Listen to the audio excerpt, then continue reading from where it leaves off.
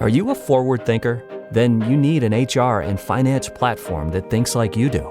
Workday is the AI platform that helps propel your organization, your workforce, and your industry into the future. Workday, moving business forever forward. Well, we were not prepared for this. The venue is full. However, the mission is bigger than the room. You can still join us. Due to the incredible uptake, our Responding to the Rebirth conference will now be live streamed. Book your online pass now at rebirthconference.net. You may not be in the room, but you can still be part of the response from anywhere in the world on Saturday, the 22nd of November.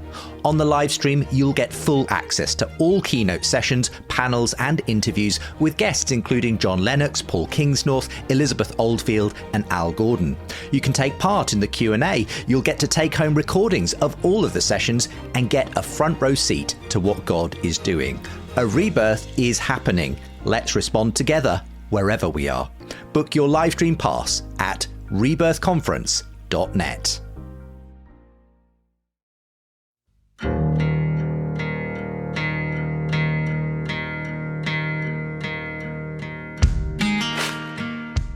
So you kind of go through this crazy dating culture. If you start talking to someone, they could be dating 3 other people at the same time. And you can't say anything because that would be moralizing. You can't base it on God because that would be ridiculous and superstitious.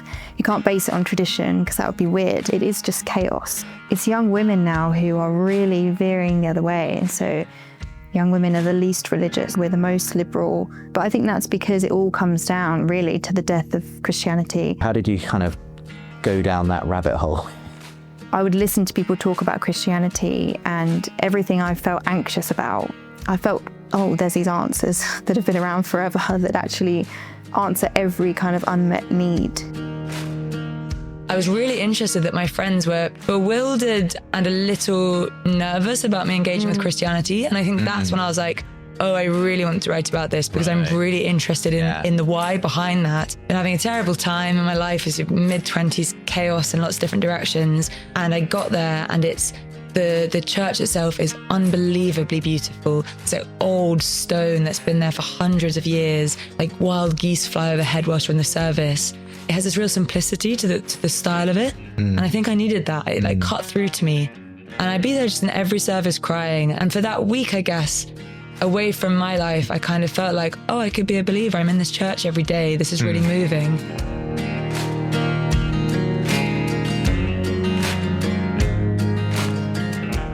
Welcome back to the surprising rebirth of belief in God with me, Justin Brierley. Today I'm speaking to 2 Gen Z women who are part of the surprising rebirth movement, albeit from different sides of the political spectrum.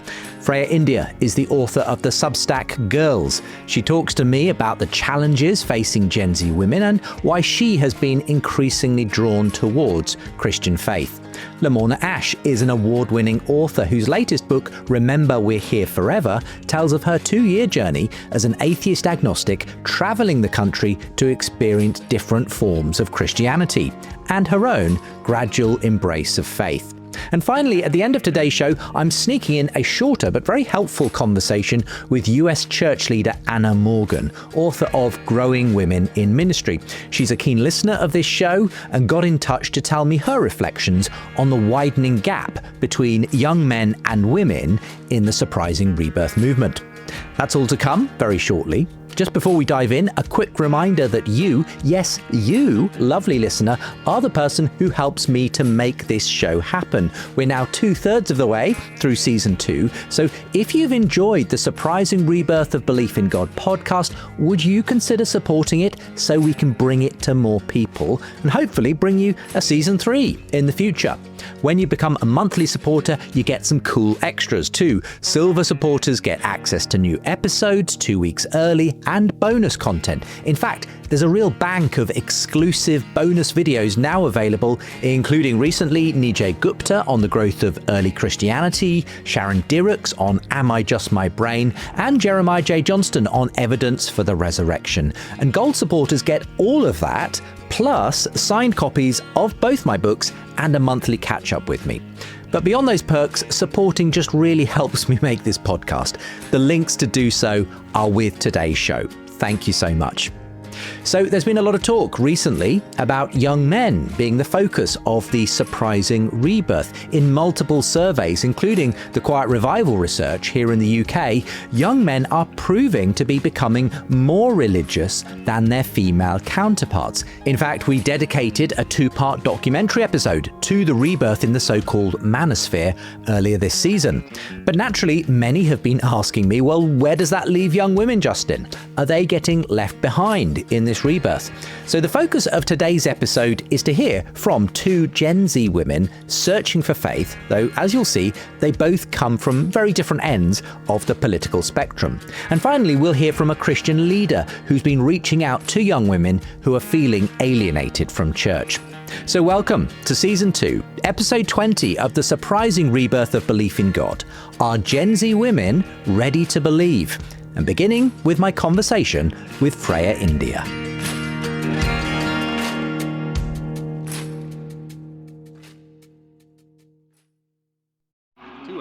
As a sports fan, I have to confess. Sometimes the game gets kind of boring. That's when I unfold my Samsung Galaxy Z Fold 7 and use multi-window viewing on its large screen. Boring game? I'm checking out my fantasy baseball league at the same time. Score still 1-0? I'm replying to emails in the other window, scoring points with the boss. Semifinals finally getting exciting? I'm buying tickets to the finals and booking my flights. Can your phone do that? The new Galaxy Z Fold 7. Get yours at Samsung.com. Freya India, thank you for joining me. You are a writer. You have a popular substack called Girls. I want to sort of get a sense, first of all, though, of your journey to becoming a sort of influencer, for want of a better word, to Gen Z youth, women especially. What was your background? Because I don't think you come from a particularly religious background originally. No. Yeah, I was so on the outside of this whole world. So my parents aren't religious. I never even went to church just, for events or anything like that. Not for just Christmas or Easter or anything? No. Nothing like that. And actually, when I grew up, Christianity was just seen as kind of outdated, but also just cringe. And just presumably irrelevant as well. It barely factored. Yeah, I think people think I grew up with a bad view of it, but I grew up with no view of it. Yes. I didn't think of it at all. Yes, exactly. So it was kind of strange. I think I kind of got into it through my personality, which is like my instincts and my temperament align with Christianity. And the older I got, I started to realize, there's actually this whole faith and worldview that supports how I feel. So I always say, I think I got into it through feeling rather than intellect. Yeah. So it wasn't like I just read all these intellectual books or anything. It was more the modern world without religion made me feel very anxious. We'll talk a bit about that because you obviously have grown up in the digital age, along with lots of other young men and women, an age in which we've seen an acceleration in various gender ideologies and everything else that goes with it. I guess, did you just sort of swim with that tide for a long time growing up? Yeah. I like shoved my feelings down about things. So, for example, I found dating and relationships chaotic and really confusing and anxiety provoking. And because there's no boundaries, there's no expectations you can have for people because there's no right and wrong. Right. If you're just in this kind of liberal culture, you just kind of set your boundaries and kind of hope for the best, and you don't really know what people believe. And so, I would just go along with things, and I'd feel all this anxiety, and I think, do other people feel this way? Is it just me, sort of thing? And where was that coming from? The sense that, I don't know, again, I feel like I'm sort of an outsider looking in and asking someone who's kind of been there, because this wasn't the world I grew up in exactly. But was it just the fact that there was an expectation because of, I don't know, online pornography, dating apps, everything else, that it's a bit of a free-for-all when it comes to anything the online dating world? Yeah. I think as well, young women now are raised to be nice and non-judgmental. So you kind of go through this crazy dating culture, which is shaped by porn and dating apps and all of these things. And you feel like you can't object to things because anything goes, and like that's just someone's worldview. And, there's no guardrails. So for example, if you start talking to someone, they could be dating 3 other people at the same time. And you can't say anything because that would be moralizing. You can't base it on God because that would be ridiculous and superstitious. You can't base it on tradition because that would be weird. And so you end up in this situation where you feel you can't say no to things, or you can't say, I don't like this, or I would prefer monogamy in this situation. Because then now you get framed as insecure or needy or strange. And so I really felt I didn't have the words to object to some things. It was only when I found Christianity and like a more conservative worldview that I thought it was actually giving me the language to say why I dislike this. And I think that's where a lot of anxiety comes from in young people, is they feel anxious about something, but they don't know what it is. And they can't back it up with God or religion. So you kind of run out of words if you don't have a logical argument. I mean, I want to get on to the specifics of your journey towards faith in a moment, but as far as I'm aware, but correct me if I'm wrong, sort of your sort of beginnings of sort of talking to Gen Z through the Substack and everything kind of came a bit earlier than that. As you started to open up these issues and ask, is anyone else feeling like I do about the world we're living in and creating for ourselves? So how did that happen, and what response did you find as you went along? Yeah, so I started writing about basic things like social media. So social media has always made me feel anxious, and I just really always resisted putting myself on social media. So I started talking about that, and some people agreed, and then I was talking about relationships being anxiety provoking. And then just kind of out of nowhere, it just spiraled and spiraled, where I went from looking at the surface, so like a TikTok trend or something, to then thinking, actually, what is this TikTok trend replacing? Like, what need is missing? And so, for example, if you go on TikTok and you see all these young women complaining about dating and relationships, but then if you strip that back, that's actually them saying they have no one to turn to. They have no other guidance. We have all of these like relationship influencers now, and it's because we don't have any rules and expectations. So I think the more I've been writing, it's gone in this really weird, deeper direction. But I think that's because it all comes down really to the death of Christianity, Right. and the death of right and wrong. Yeah. The first time I bumped into your writing was when someone sent me one of your Substack pieces, and I think it had gone a little kind of bit viral, and it was called "Our New Religion Isn't Enough." Tell us sort of what you were saying in that and why it seemed to catch a lot of people's attention. Yeah, so I'm quite critical of this new therapy culture among young people.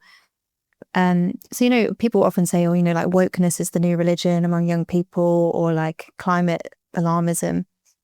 I don't necessarily think that's true. I think that's very rare, specific people. Okay. But I do think there's a therapeutic religion where now the kind of ultimate goal in life is your self-actualization. It's all about finding your true self and overcoming personal trauma. And it's kind of like the God in that scenario is us. It's like we have to have every need served.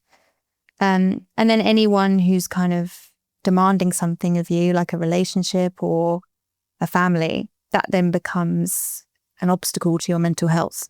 So we've kind of gone away with words like duty and obligation, and it's just been replaced by what makes me happy. Yes. But I look at that and it's clearly not working, because we're the most miserable generation.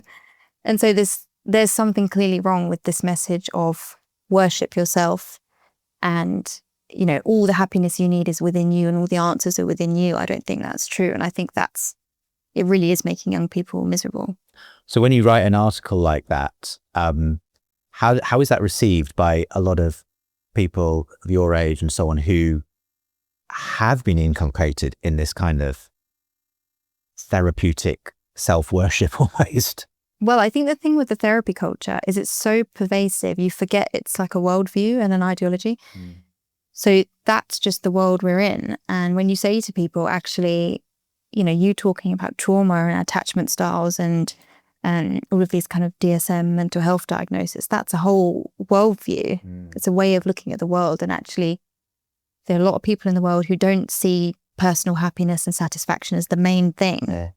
And so the best response I ever get from my writing is when someone says, "Oh, this is what I've been feeling, but I couldn't put it into words."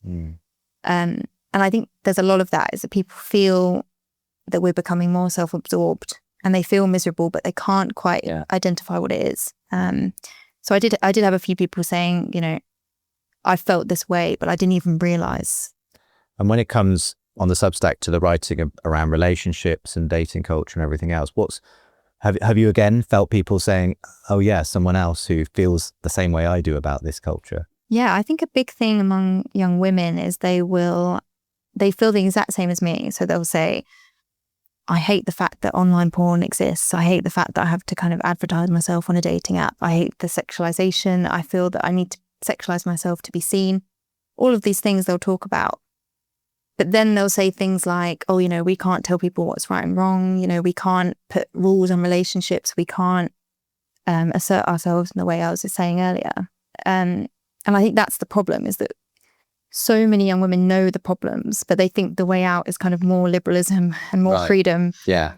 And I don't think that's the way out. I think we need to give young women the language to say, actually, there is a right and wrong. And there is a way of treating women that is wrong. And online porn is wrong and a tragedy that we have to put up with it.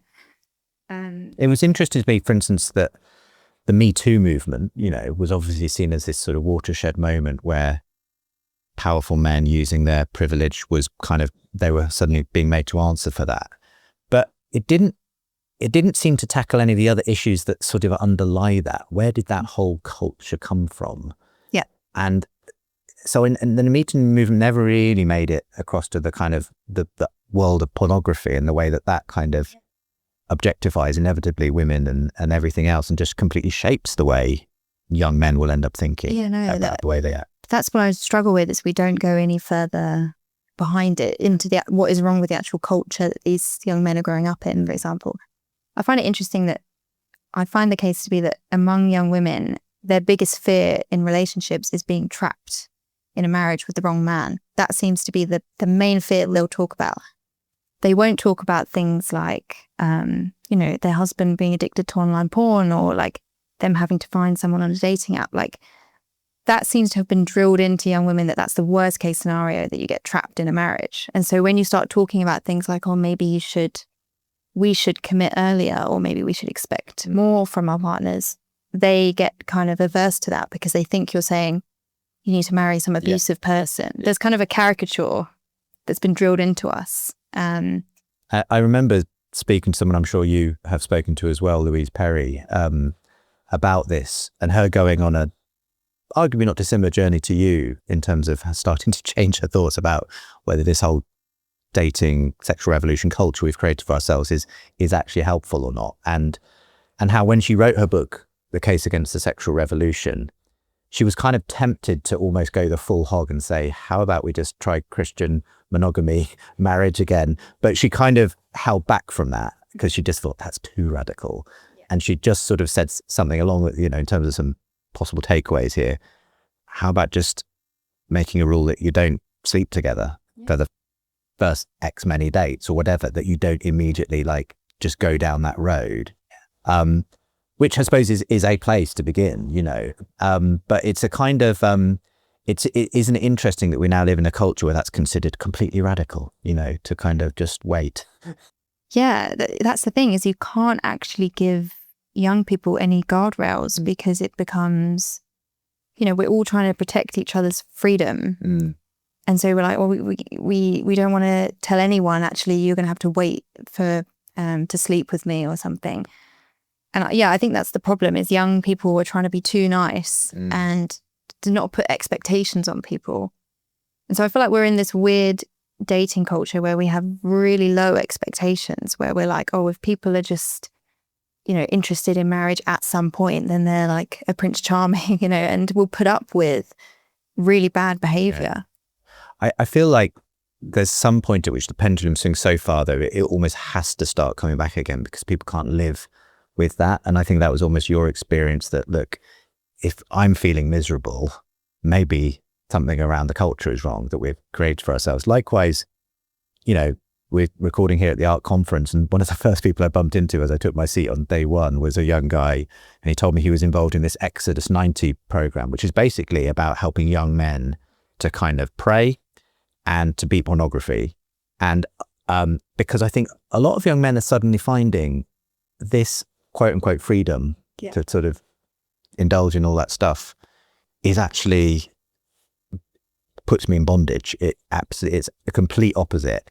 And suddenly realizing I am the only way to find actual freedom is to somehow get this out of me and so on. I think that's the message my generation were kind of deprived of, which is like, you need some limit and restriction to be free.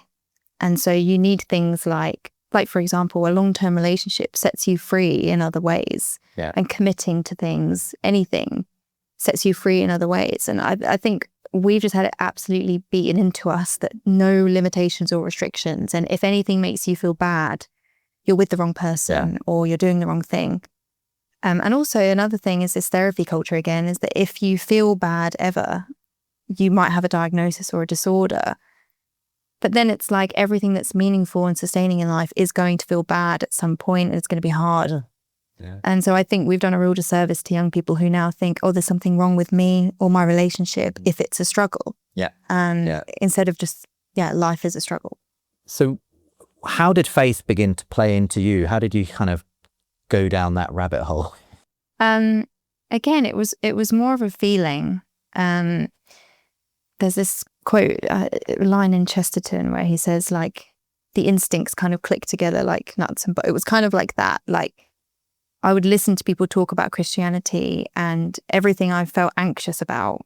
So relationships and just life in general. I felt, there's these answers that have been around forever that actually answer every kind of unmet need that I feel.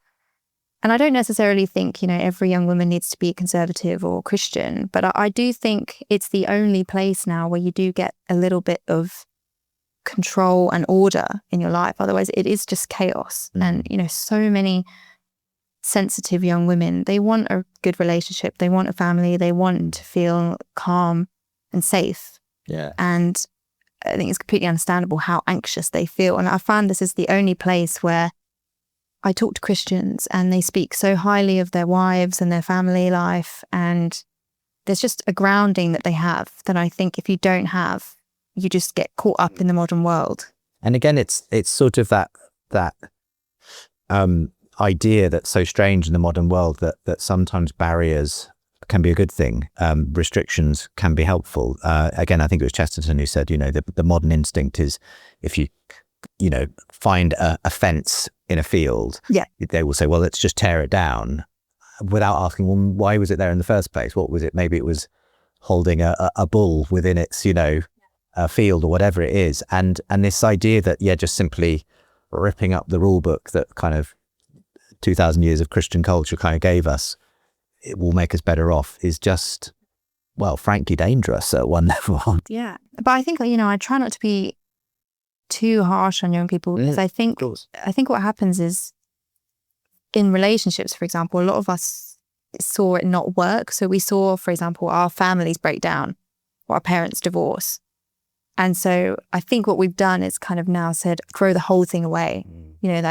I've had a painful upbringing. This marriage didn't work between my mum and dad. So marriage itself is wrong. I don't want to go anywhere near it. Did that figure in your story? Yeah, definitely. So my parents divorced when I was very young. And I think now young people are just raised in this culture of doubt and suspicion. And if your parents break up, then you just doubt relationships. You don't trust people.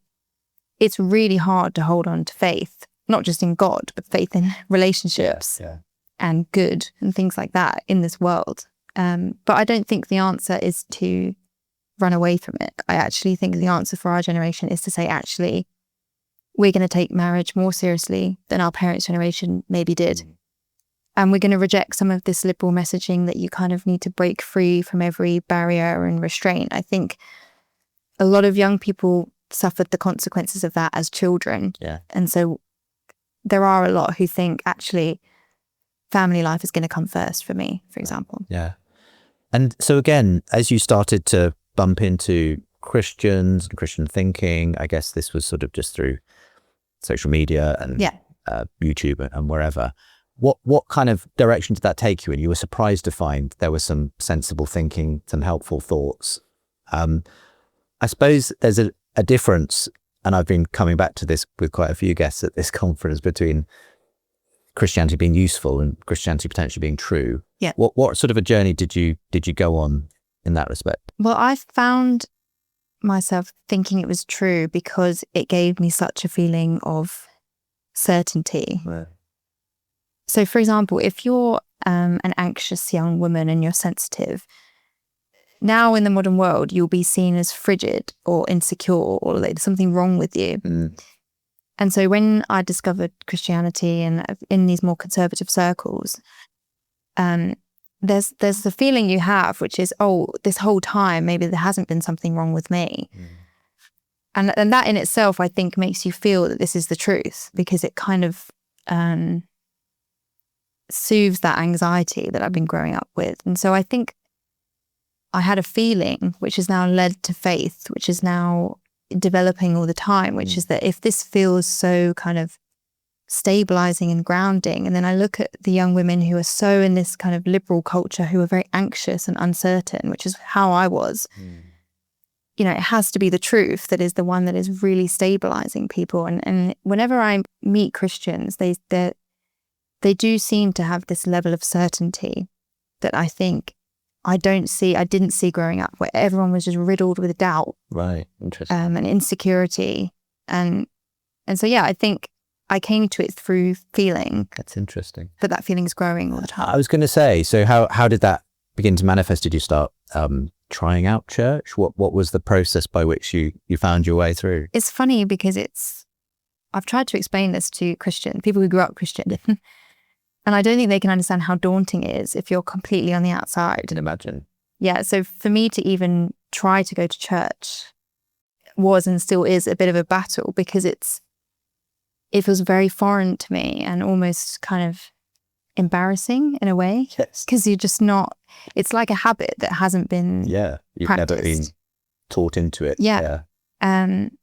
So I found that interesting, but I think it's helped my writing because I can, you know, I'm not coming at it from a place of, I've always known this, it's easy, this is what you do. I can really understand how much people wrestle with it, and especially if your parents aren't religious. So I think this is a big part of the conversation that's missing, is a lot of Gen Z have parents who are atheist.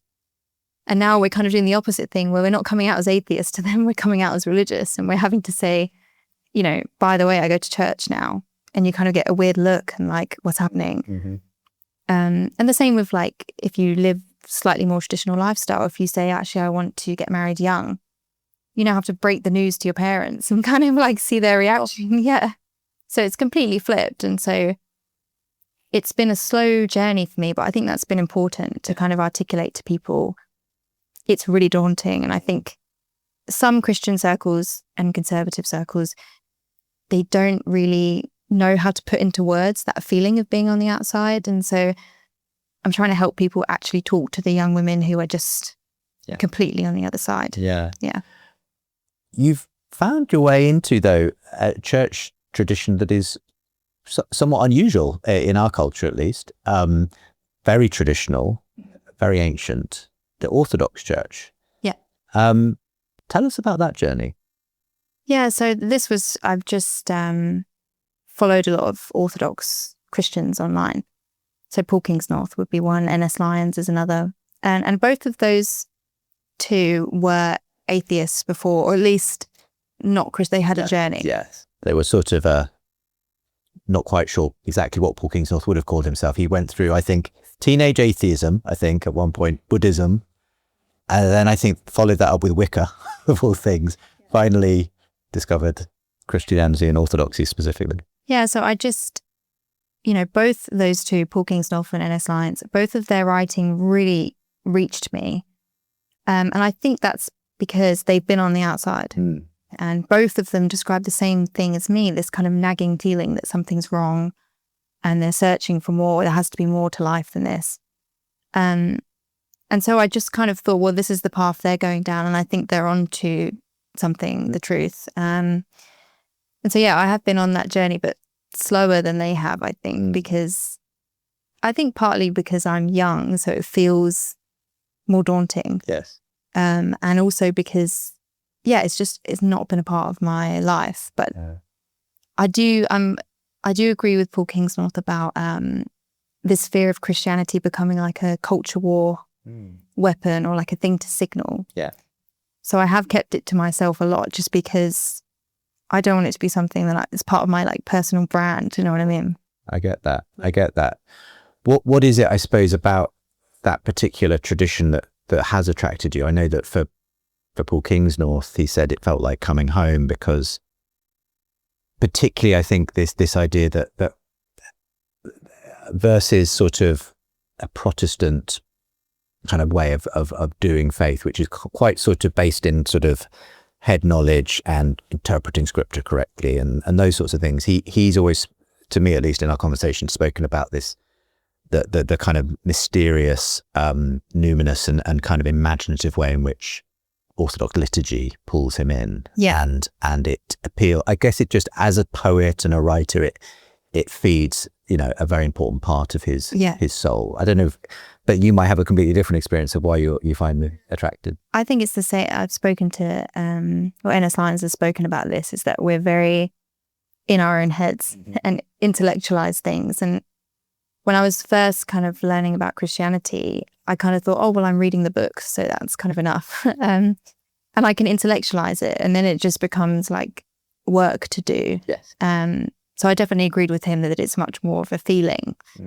And also it's so traditional. So I think what's anxiety provoking about the modern world is the rapid rate of change. Right. And there's nothing to depend on. So you can't depend on right and wrong. You can't depend on, you can't even depend on commitments and vows anymore, because we can just so easily kind of weasel our way out of them. And so I think the attraction is towards something that is so stable. Yeah. It changes so slowly. Yeah. It feels like, it's there whether I like it or not. It's going to be the same. And I think a lot of young people are actually finding themselves drawn to these like permanent, stable things because nothing in this world is permanent. It's really hard to attach to anything because it's just gone. And this is, you're expressing brilliantly in slightly different language, the thesis of my book and podcast series, which is that we're kind of living in a meaning crisis where we don't have a story to make sense of our life any longer. We've been given so many options. It's almost paralysis and anxiety inducing, and it's burdensome. And I think it is contributing to this mental health crisis. And so what happens, I think, and what we're seeing happen, interestingly, is against all expectations, young people gravitating towards things that actually do have stability and permanence because they're desperate for it. And hence why, it's kind of interesting talking to you as someone who's, considering and approaching orthodoxy, because the demographic that I've been hearing most about that is young men. Yeah. And again, my working hypothesis on that is that they've kind of been going through their own identity crisis in many ways. And again, that very traditional stream sort of gives a kind of a grounding, a stability, a structure, a challenge that they're actually want, rather than this kind of boundaryless existence that otherwise. I think that's 100% true. And I think young men are really struggling now, but I do think people have answered the call. So there are institutions and organizations trying to help young men.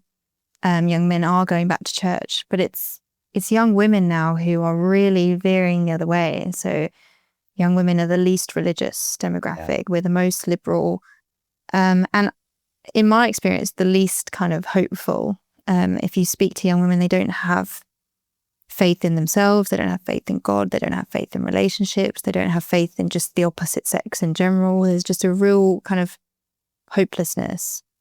And I think the problem is now we have churches and Christians who are trying to attract young men and kind of just leaving young women because they think, oh, we can't even approach them. They're so far on the other side, but they're the ones who desperately need it, I think.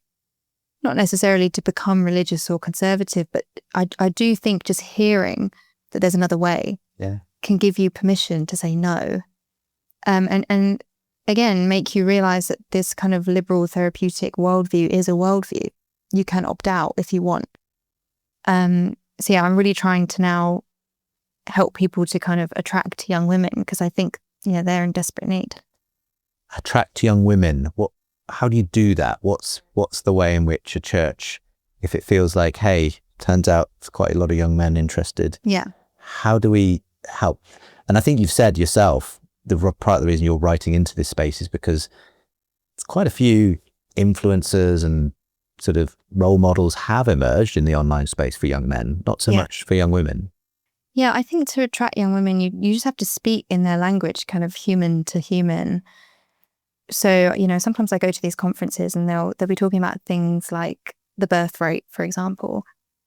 And they'll be saying, it's women's moral duty to have children, and they're kind of citing scripture and things. And, it's all very interesting, but you won't invite young women to think that like you, if that's how you're talking.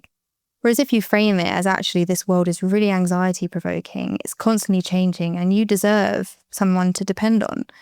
You deserve a long-term relationship where someone's going to love you and you don't have to worry about whether they're cheating on you or watching online porn, all of these things. Like, if you phrase it in how tragic it is and what they actually do deserve to have, because I think a lot of these young women who are on the outside have never ever been told, like, you are worth more than this, and you deserve more, and actually there are things that should be held sacred and you're one of them. They've never heard anything like that.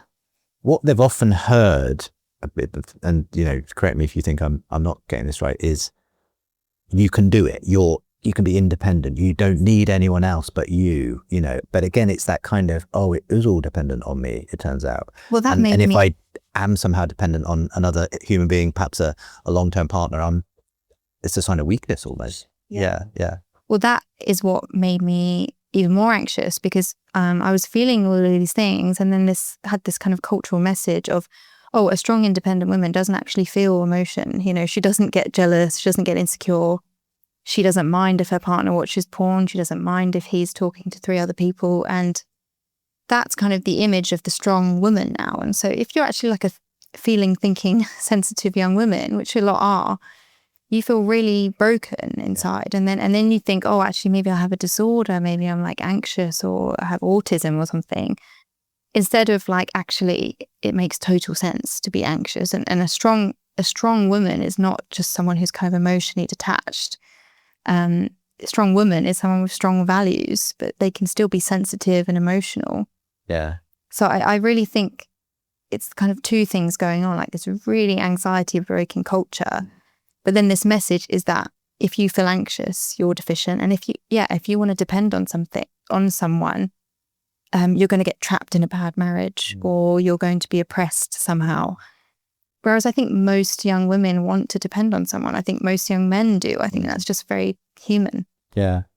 I suppose there is always that danger as well of it kind of going into a sort of, if you're not in some kind of stable, happy relationship, you haven't somehow fulfilled your purpose. I suppose for me is that may be the norm for a lot of people, and the direction in which most people are headed at one level. But equally, the Christian faith for me is something that says actually all of that is secondary to this prime identity in Christ, that there's this sort of, how well you do in any of these metrics ultimately is secondary to knowing that your identity is found in that, not in this boundaryless culture, this sort of ideal of, finding a partner for life or whatever it might be. I don't know whether that kind of... Yeah, well, I think that's true, but I also think it's not that young women aren't getting into long-term relationships.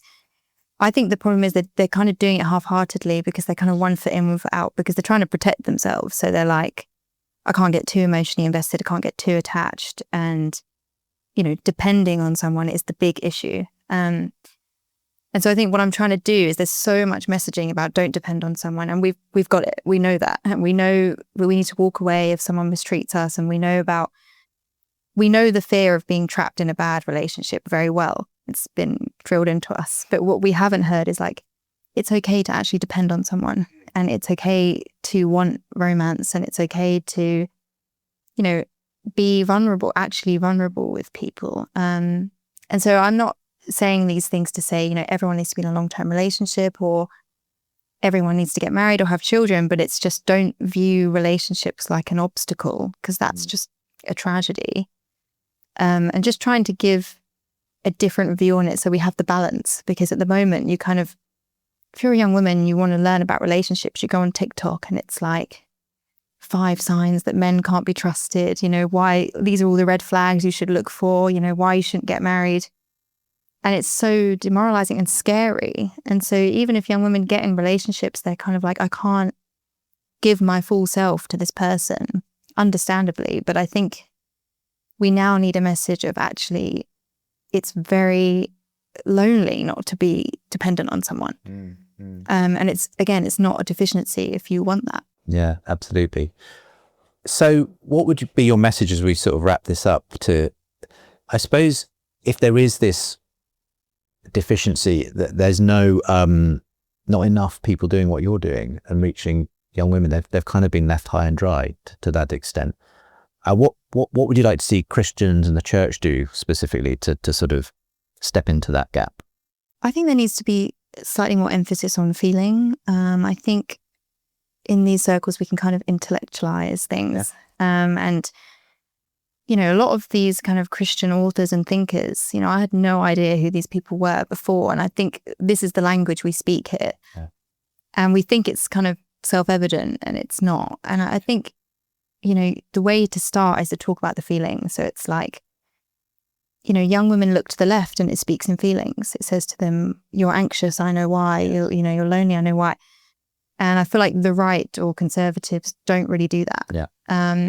Facts don't care about your feelings. Yeah, exactly. But, feelings is, for a lot of young women, for me especially, that's the language we speak. Yeah. And if you can say to young people, it's really tragic that you feel this anxious, but there's this whole institution, there's community for you. And I think that can lead to faith. But to draw people in the beginning, we have to relate to their situation. And where's this faith journey taking you? Are you have you been baptized? Are you planning to be baptized? No, again, it's a slow journey, but I feel like, I don't know, just in my life in general, personally, I can just feel that feeling getting stronger. And the more I write about it, the more kind of certain I feel about it. But again, I'm trying to keep it more private just because I don't want to kind of offer it up to the world. Yeah. But yeah, I think there's been too many probable cases of people, I don't know, telling everyone about it. And unfortunately, that sometimes you just need to grow into something before you and I don't want to seem like a trend that's happening. But I think my writing in general, the more I write, it's going in that direction, and it's kind of going in that direction without me even trying, which feels kind of strange. But yeah, I think that's where I'm headed anyway. It's what I'm drawn to. So nice to talk to you. Thank you, Freya, for taking some time. God bless you in this continued journey that you're on. And thank you for being a voice that sounds like it is desperately needed. And we hope that more people, as I say, come alongside you to continue to say, look, there's a different way of thinking about being a young woman in the world today. Yeah. Thank you so much. Thanks again to Freya India for joining me. Do check out her Substack, Girls, linked from today's show. And you can find the video of our conversation over on my YouTube channel too. My conversation with Freya was recorded at this year's ARC conference in London, a gathering of more conservative-minded influencers and religious thinkers. But my next guest offers a helpful example of the fact that the rebirth isn't only happening in those circles. Hi friends, I recently received this review of the podcast from Laszlo, who wrote, "What a great collection of interviews this is. Great job." And a recent convert also left a review saying, "It's taken me 50 years to find God. Better late than never." If you're enjoying this series and you'd like to help me reach even more people with thinking faith, please consider supporting this show. Silver supporters get early access to episodes and bonus content. Gold supporters also get signed books and a monthly catch-up with me. The links to support are with the show notes, or visit justinbrierley.com. Don't chew on that, Max. Cooper loves that chew too. Oh, now he's into Cooper's food. Wow, he is loving it. What do you feed Cooper? Blue Buffalo Life Protection Formula. He never leaves a crumb. I love it because it's made with high-quality protein, nutrient-rich fruits and veggies, and wholesome whole grains. Looks like we're switching to Blue. Blue Buffalo foods are made with the superior ingredients your dog needs to thrive. Can your dog food say that? Visit feedbluefood.com to learn more. Are your business expenses playing hide and seek? With Uber for Business, the small spends that slip through the cracks, like rides and meals, go right where you need them. Because it integrates with leading expense platforms, you can say goodbye to surprise costs, missing dollars, or chasing receipts. Everything's track downable. Uber for Business. Make small steps that make a big impact. Learn more at uber.com/small steps. Our next Gen Z woman embracing faith is award-winning author Lamorna Ash, who veers more progressive in her social and political views. But her recent book, Don't Forget We're Here Forever, on her own journey from agnostic atheism towards Christian faith, reveals that the meaning crisis and search for a better story is present across both the gender and culture gaps. This interview originally aired in full on the Reenchanting podcast earlier this year, so you'll hear my friend and co-host Belle Tyndall joining in the conversation as well. We'll pick it up as I asked Lamorna about whether faith figured at all early on in her life. Was religion, church ever part of the mix when you were growing up? There was Church of England primary school, so, I guess I kind of imbibed a bit, but again, in this way that actually is disenchanting because it's like you're so accustomed to that story. That you don't, you're like, Jesus died and he returned, he is risen, with no sense of what that means at all, as if that isn't an extraordinary thing to be told. Or like doing the Lord's Prayer as a kid, and the idea of saying, we forgive our sins as, just putting it, as they forgive us. Well, it's just gone. Forgive us our sins as we forgive those who sin against us. Sin or trespass against us. And like the beauty of what that means is something that kids are saying every day, but again, without taking any of it in, I decided when I was like 13, 14 to get confirmed, because it's really hard to say now why, but I decided at the time, I called it a precautionary measure. And I said that to friends because I thought it was quite a good line. That is a great line. That is a fun line. You were always going to be a writer, weren't you? Maybe. I don't know. Anyway, but I remember, and you had to do some classes, and had this amazing RS teacher at school called Rev Barron. And she was sort of severe and wonderful and loved the poetry of Jared Manny Hopkins. And she was one of the first wave of women who were ordained into the Church of England. And again, she never pressed her faith on us, but it meant that those classes that we did before our confirmation were, again, like steeped in or like littered with bits of poetry of John Donne, of George Herbert, rather than it just being, here's the Bible, here's what you have to learn as the kind of creeds. Which as a literarily inspired, I suppose, person perhaps did speak to you in that way. Yeah, or I suppose anything that felt a bit wondrous always felt good to me. Anything that you read that you're like, oh, this allows me access to something new or something different.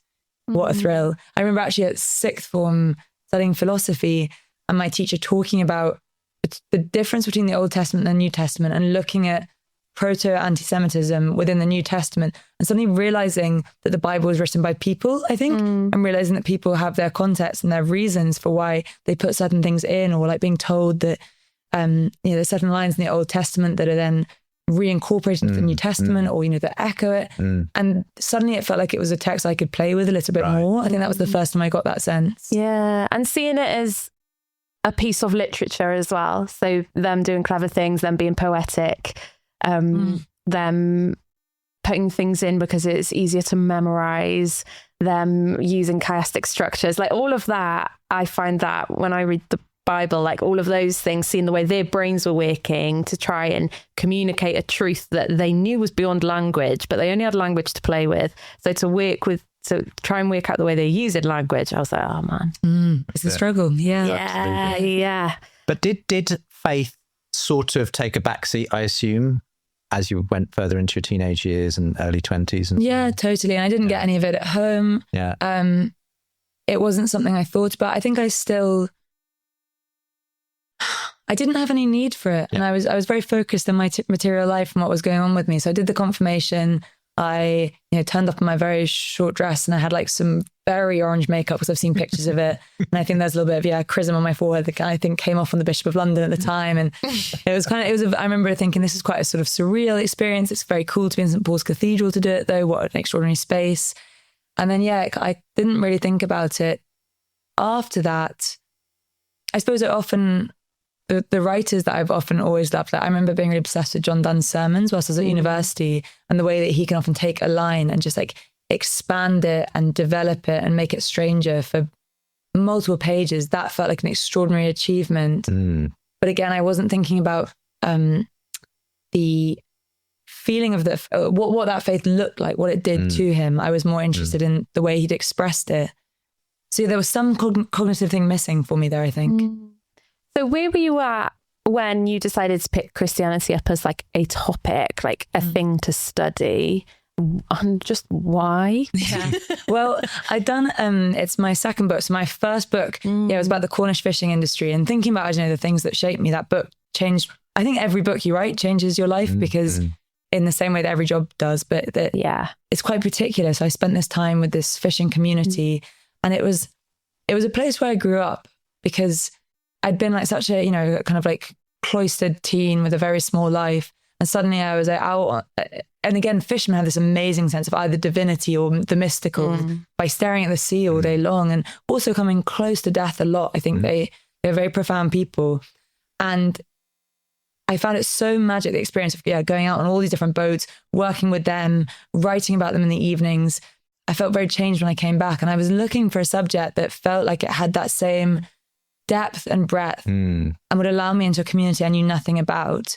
And I just knew that two guys who both had gone to my university, and they were this comedy double act, and I'd heard that they'd converted to Christianity, and I heard that they also wanted to become priests. And I barely knew what priesthood meant. Like I know you were a vicar, you wear a dog collar. I didn't know how you become ordained, what the experience is, what the training is. And I think I thought in general, the idea of large scale changes is something that I think will always fascinate me as someone, as a writer, how someone can really alter their life, how the ground can change, how, I don't know, the backdrop behind you can change. And so as soon as I started interviewing them about their conversions, and started to like spend time with them and see that suddenly, they'd say that prayer is no longer the distraction to their days, but it is what their day is. And I thought, wow, that's so different to my experience.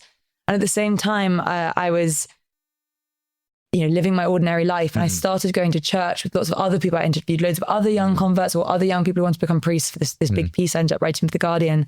And it meant that often my working day was a Sunday, and I'd be like leaving parties early because I was like, I've got to go tomorrow really early to some church somewhere.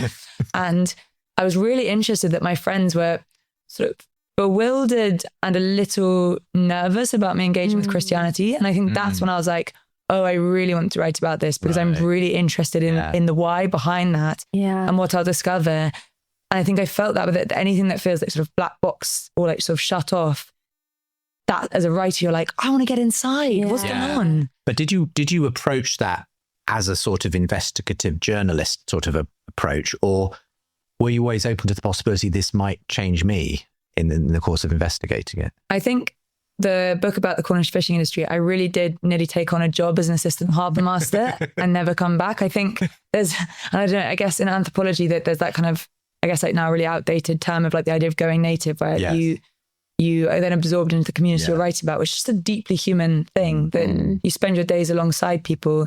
If you're porous enough, you will be changed by them. And I think I knew that about myself. And I think even in these two guys that I've been interviewing, who had very different forms of faith to what I end up pursuing more in the book, but I still had this sense that there's something there that would be so exciting to attain, or the question of, can everyone get a bit of that? I think that's what I really enjoyed, actually, now that you've put it that way about the book. It's this very open-ended way in which you write, where we genuinely feel like we're on the journey with you. And lots of bits of the book are literally about a journey in a train or whatever.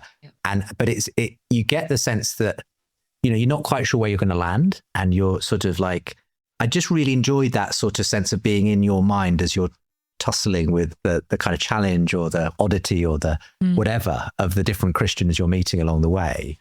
And as a Christian myself, I suppose I'm looking at it from a sort of a oh, that's my tribe or that's a different tribe, you know, but sort of the way in which you're just then exploring almost for the first time in a way, these are the weird sort of idiosyncrasies of this group of Christians versus that Christian. You know, it's just really fun in a way, but also I think really helpful as a sort of roadmap almost for people who maybe have no clue about Christianity. You kind of are a helpful kind of explorer going ahead of them to sort of make sense of it. Well, I have that. People always think about who are you writing for? And I guess I am much more often writing for my friends. It's been a real delight to give them the book, because I think a lot of them think strange things must be going on to me that they don't know about, because I disappear for an hour every Sunday. And in fact, when they read the book, they're like, oh, it's still you. I get it. I get you going on. I understand. And something for them to be like, oh, I now see the difference between some of the different Protestant denominations, which I definitely didn't know before writing it. But I think the real beauty of getting to be a writer where you go into something you don't know about is that you then do get to engage in each space and be like, and this sense of a road trip, you know, I was in my very old Toyota Corolla that has now died, rest in peace to it. But I would then turn up in a place and be like, okay, new again. And I'd have a little bit more, and I'd have the residue of the last thing, or like a sense of, at least I can understand a bit more about the way a service works. But then I'd be confronted with something completely different. And that, felt very exciting. And I think also where it's left me now, I've been hanging out with quite a lot of Catholics recently, but also Quakers again. And I really have this sense, and this is probably like a terrible thing to say and sacrilegious to so many different denominations, that I kind of can't see why I shouldn't be able to go to a different form of denomination service every week. I don't know if that's messed up. No, I don't. I mean, or sometimes in a funny way, I mean, what your book brings out is that there are so many flavors of Christianity, inevitably. And obviously you find yourself somewhere at the end of the book yourself, and we'll probably come to that. But it's a sort of, I think what I appreciated about it was you weren't sort of condemning, you know, saying, well, this is the right one. That you were just aware that everyone, for whatever reasons of their past and their experience, finds themselves at different places in, and the place that often is right for them, but may not be right for everyone. So I just appreciated the way you did that. And I think actually it would be really good for Christians to visit expressions that are not their own, because I think it does open your eyes a little bit to the fact that this story is a bit bigger than just the version I've kind of imbibed, you know. You saw this stuff happening, almost like hidden in plain sight. Did it feel a little bit like that? Yeah, definitely. I always think that now on a Sunday morning, where say that all over the country, all over the world, everyone is entering into these church spaces and sort of disappearing into a different place that anyone could access, but might not. But I think I have the sense now, it's changed my sense of time entirely, because I have a really different sense of history. Because I think it's that thing, when you write about the Cornish fishing industry, there's actually like a small amount of research that's necessary. And some of it is incredibly dry when you're learning about sort of fish quota history. With Christianity, it's totally endless. It really is like, I'm like, how much theology am I going to have to read? And I'm going to have to read so many history books. I barely knew about the English Civil Wars, and now it's probably like my favourite period in history. Apparently there's a big revival and interest in the Civil Wars at the moment. Right. I don't know, that's going alongside the Quiet Revival. Who knows what's in the waters. But suddenly thinking, okay, and then this moment of this huge shift where Quakers emerge, where all these different strange reformers come in. And it was like a new world opening up for me, but at the same time it wasn't. It was my world, but gaining this like rooting that I didn't know was there. Oh, and very Tom Hollandy of you. Yeah, it kind of feels a bit like, and his book was obviously so foundational for me for writing. Yeah. But with that was sort of, it then starts opening up to different faiths as well. Like I've been interviewing Buddhists quite a lot recently, and again, totally different framework. And yet still this sense of, I've become more conscious of the beautiful, necessary strangeness of believers' eyes. And I think once that's like a lens that's opened up to me now, where I can be like, okay, so you're thinking about the particular Yidam, this like deity you're praying towards, that kind of reminds me of that person. I think, it's made my life a lot more expansive in lots of ways. Yeah.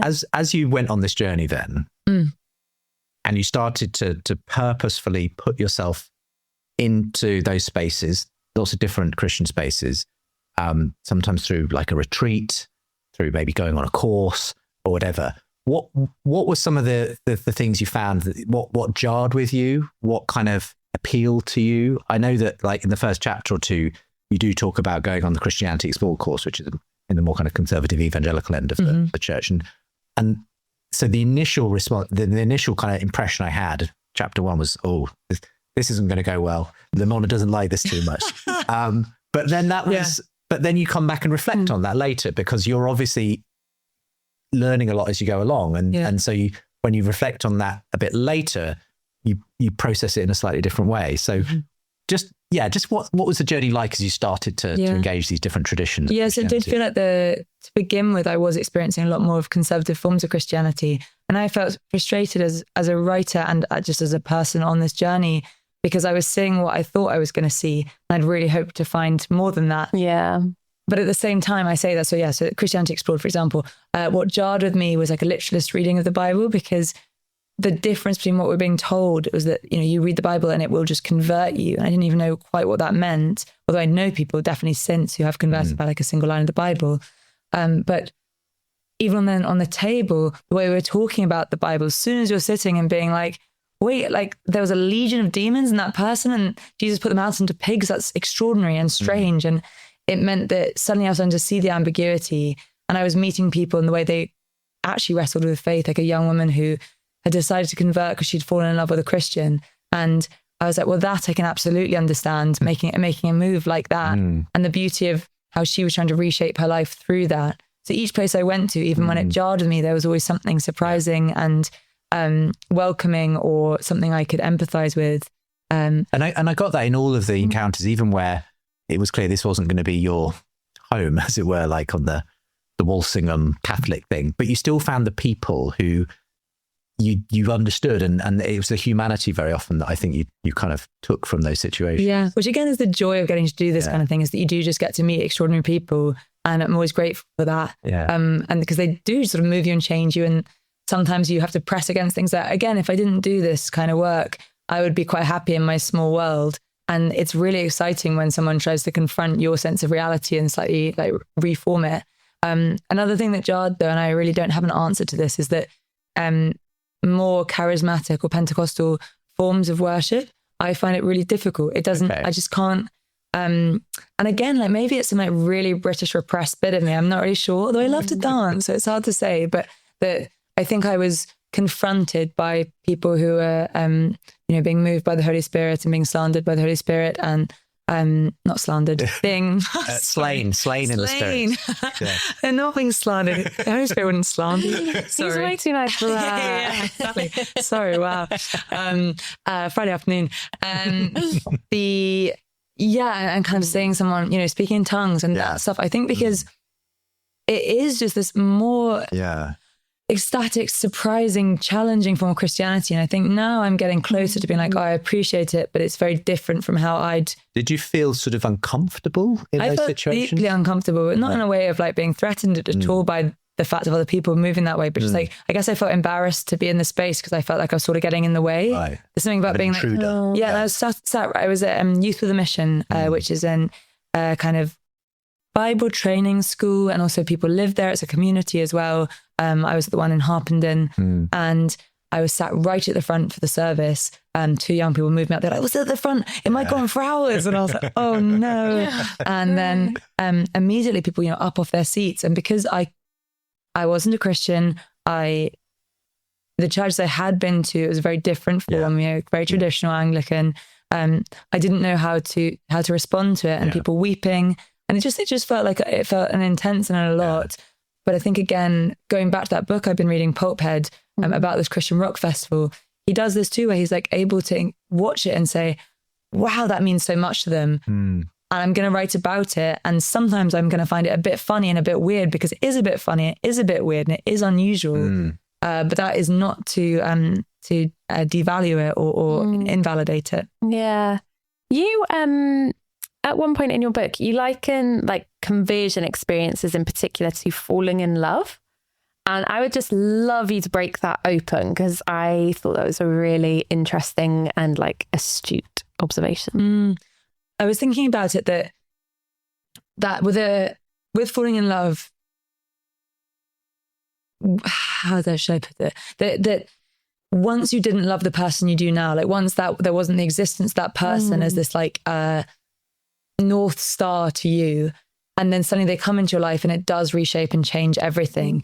And it's the kind of closest, I think, secular experience to the idea of what faith and belief can feel like. I also have this slightly like mystical sense of a lover is a glimpse of love as an eternal concept, but it's like a way of tapping into that. And that's why I often think that actually with faith, you know, a human encounter is like a glimpse at this like greater sense of what God might be as well. Yeah. But I think I also was interested that I met, you know, people who've lost their faith, and that way that again, you lose love and you're like, that person was everything. I said I wanted to be with them for the rest of my life. And then for various like difficult, painful reasons, they're no longer there. And I thought that was just like an interesting way to think about it. But yeah, I've definitely found the experience of falling in love is there's nothing more destabilizing. And also opening. I think, suddenly you have this like other voice in your head because you start to move alongside this person who is giving you a whole other way of looking at things and taking on this whole other journey. So I think I thought that was useful. I also saw this clip this morning, like an old BBC clip when they do these like lovely archival ones. And it's a little kid and the kid is being asked about what love is. And kids often give the best answers because they haven't had it and they're not kind of, you know, as deeply disappointed by love as some of us are when we're older or whatever. They haven't had that demythologizing of it. And this kid though said, love is when one person or two people like each other too much. And I thought that was really fascinating as this idea of it, like excess and too much and beyond what is good for us. Sometimes.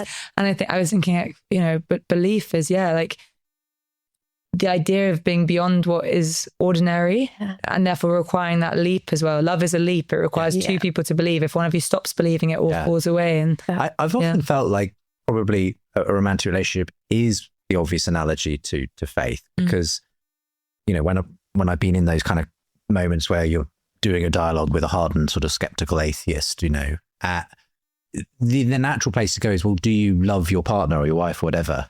Because that's something other than just sort of hard scientific material facts. It's a trust in someone, despite the fact they could let you down, it could go wrong, and yet we invest ourselves into it. And it feels to me like that's more like what faith is than a sort of rational, yes, of course I believe in God because X, Y, Z. It's a sort of, I don't really know exactly how this all works, but I felt something and I'm just going to kind of trust it. You know? And it must be enacted as well. Love is something that you perform continually. And I met someone, this like great Catholic who I met in Cambridge, and he's an academic as well. And he was saying, that you make yourself a believer each day by enacting that belief. And for Catholicism, that's the rituals that you do to make that faith an embodied thing, which I think is really interesting. And he said to me, he was like, you can't just say I'm a dutiful person. You showed your dutiful qualities by acting. And I think love is like that too. And I think that's, there's such a difference between, say, infatuation and love. And maybe there's something as well about, maybe you could play that with faith and like the desire for faith. But infatuation, where it's all promises and it's like, it's going to be the most extraordinary thing ever, but there's no reality to it because it's not lived out. So when did you start to feel the first pangs of love, for want of a better word, when you did start to encounter traditions and ways into faith that felt more like, okay, I can get on board with this? So after these first few months of quite sporadic interviews or doing Bible studies classes or going off to places like Youth for the Mission, I'd said to someone who was Christian, I was like, I'm just finding it really hard to manage my life, my daily secular life against these quite extraordinary, strange encounters I'm having. And I don't really know, I feel like I'm kind of flip-flopping constantly. And my friend said, well, why don't you go on some Christian retreats? That's kind of what they're there for. A place where you can really be saturated in the Christian faith for a bit. So I booked a few. And again, I quite a scatty, I think I wouldn't really, I don't know, the kind of journalist who's like really like careful about this stuff. I'm like, okay, we're just going to book something. And I had Iona in the Hebrides, and I had a Triduum retreat, like an Easter retreat in Walsingham, and a Jesuit retreat in North Wales.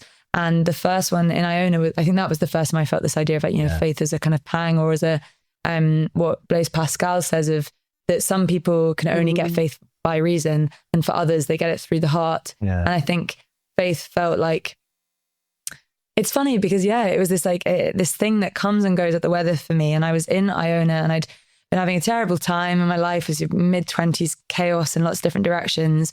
And I got there, and it's the church itself is unbelievably beautiful. It's an old stone that's been there for hundreds of years. and there's this incredible like wild geese fly overhead whilst you're in the service, and this like beautiful St. John's Cross, the sort of glints, and then you have these services in the dark. And the Iona, I'm sure lots of people know the Iona prayer book. It has this real simplicity to the style of it. And I think I needed that. It like cut through to me, the things they were saying, the things that I got to say through those services and those sort of call and response parts. And the kind of people that, you know, Iona, they have this, their faith is like founded on, or their work is about social justice. And I found the young people who were volunteering there so moving in the way they enacted their faith. And I'd be there just in every service crying. And then it was the work weeks. Then I'd be out in the gardens, you know, surrounded by the sea, and we'd get 100 different weather types in like an hour. And we were encouraged to look up from our work and think about where God was in it. And it was just things I hadn't done before, practices I hadn't tried. And for that week, I guess, away from my life, I kind of felt like, oh, I could be a believer. I'm in this church every day. This is really moving. Well, as you say, and it's a lovely, lovely chapter where you describe this retreat you had on the island of Iona in the Abbey there. You said for the first time you found yourself wanting to go to church. It was like, okay, so you were, so, and you say you were crying at every service. I mean, what was coming out in that sort of Yeah, I moment? think sometimes of prayers or church services are sort of escape valves that, you know, we walk around mostly in our daily lives having to put on various kinds of fronts for lots of people. I really feel like getting older, you know, there's people that you have to look after who aren't so well. There's like spaces within work. And if you're not careful, that shell can become pretty hard, and it can be hard to find spaces where you can actually let that go. And for me, a church service is just, I think it's like Philip Larkin says that, you know, it's a serious house, a serious ground for... serious house built on serious ground. Yeah, there we go. Yeah. And that sense of seriousness, that it's a space for sincerity, and everything about the way that hymns are written, or what it's like to read Psalms, where Psalms are this like deep, profound and immediate expression of human emotion in all different directions. And it's almost like that then legitimizes you to experience that too. So I think with that, and the sense of it being communal as well, and the beauty of an actual church too, all of it seemed to say to me, hey, you can kind of let go a bit here. And I just think churches are good for weeping. I mean, there's spaces where you go to celebrate. They're kind of set apart, aren't they? And I love that, the way you describe it in a later chapter. You say all around you, it turns out, are these buildings which are kind of for a very specific purpose, and you could walk into at any moment, but most people never do. But they're there to kind of, where you can access something completely different from the supermarket or the business or the whatever, which have their place. Busy street or but a church is, especially the ones that are just open and can be walked into, that they're a kind of untapped treasure almost. I had a really particular example of that recently, where one of my friends, it was the anniversary of their friend's death, who died very young, and they were feeling really upset, and they texted me and they were like, can't we like go to a church? Don't you go to a church? And I was like, oh yeah, cool, okay. And we just met sort of both of us on our lunch breaks outside my church, and it was closed, and I was like, oh no. And then I texted one of the priests, or the associate priest from my church, and he was like, oh no, someone's in there, they can let you in. And in we went, and it's this beautiful, well, it's not even that beautiful, it's just like a lovely standard Victorian church. And they lit a candle on the altar for us, gave us a little votive candle so that my friend could light it off the main altar candle. And she said to us, the person who works in the church, Tina, she was like, you can just stay for as long as you want. And suddenly the two of us were just sitting in this church for like an hour and a half. And my friend did cry a bit, and we talked about the person who died, and then we talked about lots of other things besides. And it just felt like, oh, that's what this is for. And everybody should be able to access this. I mean, in whatever holy house or form of religion they want to, but these spaces that are designed for seriousness and big, difficult things. That links into a place where you did find yourself quite frequently on a Sunday, which is in the Quaker tradition. And you went along to sort of, I think, you know, your local Quaker church. I don't know if you want to call it a church, a meeting house, friends. And there, I will admit, I've never been to a Quaker, but I think you described it very well in the book. It's based in silence, essentially. And anyone can speak as they feel led, but that it was quite rare in the particular meeting house that you were at. So a lot of the time was simply spent in silence, listening. And in a way, you can understand why that alone is challenging to us we're in a massively distracted age, but also potentially gave you the space to just confront your own yourself because you're not kind of constantly being distracted. So what did you find helpful, difficult about that experience of trying to encounter Christian faith? And I suppose in the end, why didn't you stay there? Because I mean, Belle and I, I was thinking, oh, she's probably going to become a Quaker, but you didn't become a Quaker. Yeah. What were the things that did attract you initially to it? I'm quite surprised that there seems to be like, lots of people talk about the book and it's like almost as if it's a cliffhanger. The sort of very, is she going to be a Quaker? Very low stake cliffhanger. But so I went to the Quaker meeting house in Muswell Hill because my granny used to go there for a bit when my dad was young, and I thought, outside, I wanted some kind of religious routine whilst I was writing the book, because again, I was like, I've got to engage with this properly. I'm within this book a lot, and I need somewhere that I can go back to. And I think the Quakers are quite a beautiful entry point into Christianity because it lacks, particularly maybe if you come from maybe a space of Christianity that maybe felt traumatic as a kid, like maybe a place that was homophobic, or I don't know, for lots of different reasons, and you want to like go on something at the fringes of Christianity, although it's not a fringe, it's a whole denomination, it's still, there's no preaching, there's no hierarchy within there. There's no particular, as far as I understand it, demands upon even any specific creedal beliefs. I mean, you can have an atheist who's just as much. There's quite a lot of atheists. There's a growing group of atheist Quakers. I interview one. Yeah, you don't. And so the way, and to bring up the Civil Wars again, but the Quakers grew out to that period in the mid 17th century. And actually at the beginning, they're called the Quakers because they were not quiet at all. They absolutely shook, and they'd feel the Holy Spirit move, or what they call the inner light move through them. They would compel them to speak, and anyone could speak, and women could minister for the first time, really, within the British tradition of Christianity. And then they went through this kind of quietist period after the what's the word? Restoration. The Reformation. Restoration. Okay. They. Since then, have always been quite silent. And this thing of, again, not having a priest within it, and not having any kind of creeds. But the one I went to, it was mostly much older people. And you sit there, and I just found that, it was really disorienting or kind of surprising or confronting to me to just have to be in silence. And there's a Bible in the center. So sometimes I'd read from bits of the Bible, and I would try and do something a bit like Lectio Divina, where I'd read a few lines over and over again. Or I would just sit with my own thoughts. And sometimes that was deeply uncomfortable because I'm not used to doing that. And sometimes someone would stand up and say something really profound. And sometimes no one would speak at all. And often no one spoke at all. And I met other Quakers who go to the Quaker Meeting House in Euston, and it's much more buzzy. And my friend who goes, Lawrence, who I write about in the book, he talks about this idea of needing to be undone by others within the silence. He quotes this philosopher, Emmanuel Levinas, that you were there together by having all screens away, literally and metaphorically. And when someone speaks, you have to take what they are saying to you and be undone or transformed by it. And that's like the demand within Quaker meetings. So rather than it being like a liturgical demand, it's that kind of, it's a human to human demand. And I started to see bits of that through the Quakers that he goes with, and that they all go to loads of protests as well, because they can feel through reading the Quaker Advice and Queries that it talks about this like need to protect the earth, need to protect each other. But in the silence itself, you were there like a vigil, just thinking. And then afterwards, it's like what you then go and do with that in the world.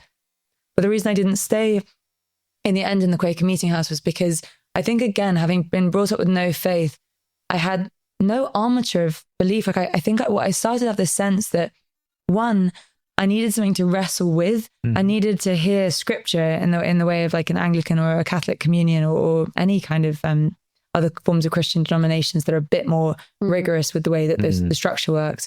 And I wanted to hear sermons where people tried to make sense out of these extraordinary words. You wanted a bit more meat. I wanted some more meat, and I wanted some bread and wine. I wanted to something to hold on to, I think. Yeah. And I also had the sense within the Quaker meeting I was going to, that again, that throughout the experience of writing the book, I was going through quite a difficult time emotionally. And it was really easy to slip away at the end. For some reason, there was you shake hands to terminate the silence at the end of a Quaker meeting. And they were the loveliest people, but I somehow didn't feel like it was asking very much of me, and I could always just walk away. Right. And then I had a friend who was a Quaker who said, oh, well, when I find it hard to feel my God come down in Quaker meetings, those days where I feel too insulated to have that experience of the inner light, I go to a more noisy service, this place in North London. And I realized as I was listening back to the interview, I was like, oh, that's like 10-minute cycle from me. And I went there, it was a 9 a.m. service, and I hadn't checked on the notice board or the kind of internet notice board that it was only one 9 a.m. service a month, but I happened to turn up on the right 9 a.m. service. And I went in and there was about 4 people. And even then I had this sense of this friendliness and seriousness of this church, of this thoughtful, intelligent scriptural readings, that it wore kind of its liberal qualities really openly. It was very queer affirming, trans affirming, all the things that, you know, not everyone needs that for a church, but I guess I needed that. And I went back the next week, and at the piece, it takes like 20 minutes because everyone shakes everyone's hands. And sometimes you'll hear, rather than 2 scriptural readings, it'll be like a Bob Dylan song from a sort of particular Christian phase, or I don't know, there were so many different things happening within it. And I thought, this is sort of what I've been looking for. And it's so intergenerational. I think I'll keep on going here for a bit. And it was 10 minutes down the road from you. Exactly, yeah. What does, both professionally, I guess, although it'd be hard to tie a bow on it professionally, so maybe it's actually easier to answer personally. What does belief, like, if I was to put that in like quotation marks, what does that look like for you? What do you understand that word to even mean after these last few years? For me, it's an attempt. Like, belief is an attempt at something. It's something that, for me, I can't grasp permanently, but it's something to aspire towards in lots of different directions. I guess I'm trying to think about it just in terms of faith. Yeah. I think I still find it really challenging to say different things that one might say about what it means to believe in different aspects of Christianity. But I find it something that I really admire in others. I think I'm really amazed by the idea of belief in other people. I think, what else do I think about it? Yeah, that I think it for me, it goes hand in hand with doubt, that doubt and faith, doubt and belief are kind of necessary bedfellows. And maybe I have more to say about doubt, because I think, you know, again, like reading the Psalms or Jared Manley Hopkins, that there's doubt and faith entwined, or doubt and belief in every single one of those poems. And there's this constant oscillation. I like the power of the phrase, I believe. It, to me, to say that I believe in things is making a kind of Kierkegaardian leap in lots of different directions. And I can think about it maybe in my non-religious life of, you know, things like when I get to say, I don't know, I believe in like the inviolable human dignity of someone else. I believe in the importance of trans rights. These things, believe is a really powerful word that feels important and feels personal and feels like a stake. You're putting a stake in something, you're having a stake in something, and that feels vital. Right. It's like, I know it and I'm going to let my knowing of it move me like in a direction. And let it fuel me. There's a line. So I spoke to this amazing pastor for the process of writing the book, and she told me that sometimes even as a pastor, she was like, oh God, I don't know if I believe right now. I'm such a shit pastor and I'm a shit Christian. Yeah. And when she feels that, she loves a line from a gospel, which is, Lord, I believe, help my unbelief. Yeah. Which contains all of that. That even, that's, I think it really opened up to me what the word believe means, which is maybe like I long to believe, or I need to believe, or I hope to get to believe. Yeah. And I found that quite striking too. And that it's belief, it's an appeal as well. Yeah. Lord, I believe, please. Yeah, help me. Yeah. I mean, this, you know, whenever you write a book, you're sort of saying, here's where I'm at now, and who knows where the journey may continue to take you. I'm sure, you know, but what's interesting to me is, you know, you're coming at a moment when in fact, there's this interesting research that I mentioned earlier that where it feels like there is a bit of an uptick of interest in Christian faith among even young people, the demographic that's most frequently sort of not present in many churches. And at the same time, and I've seen a number of people, you know, in the run up to this interview, sort of sharing quite enthusiastically some of the articles and things that you've been featured on. But I was also thinking in the back of my mind, not all the Christians I know will necessarily feel totally comfortable where you've ended up, in particular, Lamorna, which is in a more kind of progressive kind of tradition, where there is a lot of openness to sexuality and gender and everything else. And obviously you encountered people in all different facets of this as you went along. This is where you find yourself now. In fact, it made me think of the fact that we're coming up to the kind of Christian summer festival season. And you could almost find all the different expressions you write about in the book in the different festivals that are now on offer. You'll get your charismatic evangelical festival in New Wine. You'll get your conservative evangelicals at the Keswick Convention. And it didn't surprise me that the festival you'll be at this summit is the Greenbelt Festival, which is kind of encompasses a lot of those more progressive sort of social justice oriented sort of traditions and churches. I mean, within all of that, how do you kind of put that all together, given that it's such a broad tent that all these Christian sort of manifestations of Christianity sit in? And how do you, I suppose, what would you say to the person who says, well, Lorna, I'm pleased you've been on the journey, but you've landed in a place which I'm just not personally comfortable with, because I don't go with you on the sexuality and gender stuff. I've found myself somewhere different in a more traditional place, for instance. And lots of people you spoke to were obviously in a different sort of camp to you in that. Yeah. Oh, I have loads of things to say on that. Well, I guess firstly, it's not traditional to believe that gay people shouldn't have sex. There's like been moments, if you read Darwin McCullough's book, Lower Than the Angels and the History of Sexuality and Christianity, there have been these strange moments where there's been more space and more tolerance towards queer people having sex, and then less space. And that, that I think what I found quite exciting about my experiences of reading Christian history is that there actually hasn't been one line all the way through. There's been constant divergences. I guess I would say to the person who said that to me, yeah, sure, it's a wide church and there's many places you can end up, and maybe we all need each other. That thing, you could take it into thinking about the need for diverse ecosystems or biological ecosystems. Perhaps you need a diverse church of different forms of faith that are in speak to one another. I think it would be a disappointing thing for someone to tell you you're not a good enough believer because you don't hold to certain tenets. That feels deeply unimaginative to me. I think I believe it's a terrible shame when I've gone to certain services and all they talk about is sexuality, when I've discovered so much strangeness in Christianity. I think also I love someone very practically said to me, when I sleep with my partner, I can feel that there's nothing inherently wrong in that, though often I learn about the world experientially. I know when I've caused people harm by the cruel things that I do, because, we all can. And I know the spaces that actually feel beautiful and joyous. And, we're all working out through experience. And the best thing about getting to voyage between things is you get to see different answers people have. But I guess I like the fact that I'm a character within my book, and I, like every person I interview, end up somewhere.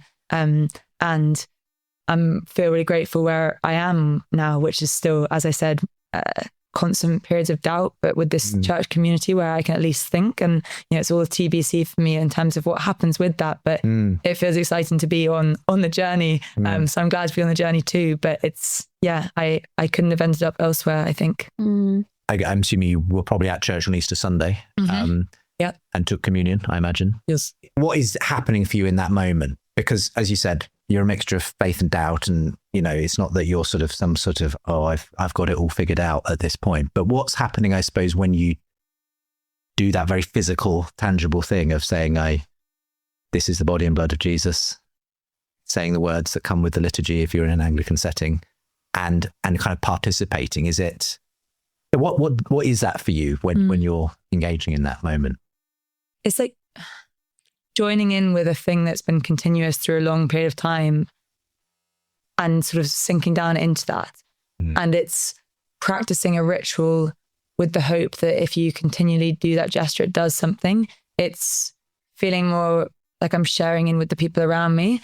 I don't know where I stand on transubstantiation or whatever, but I don't entirely know, I'm not sure how much I'm... I'm working it all out. I don't know yet. I mean, I don't think that's the completely honest and understandable answer. I'm not sure I know exactly what's happening when I take communion. It's a kind of it is a mystery, right? I mean, that's the whole point of the thing. Yeah.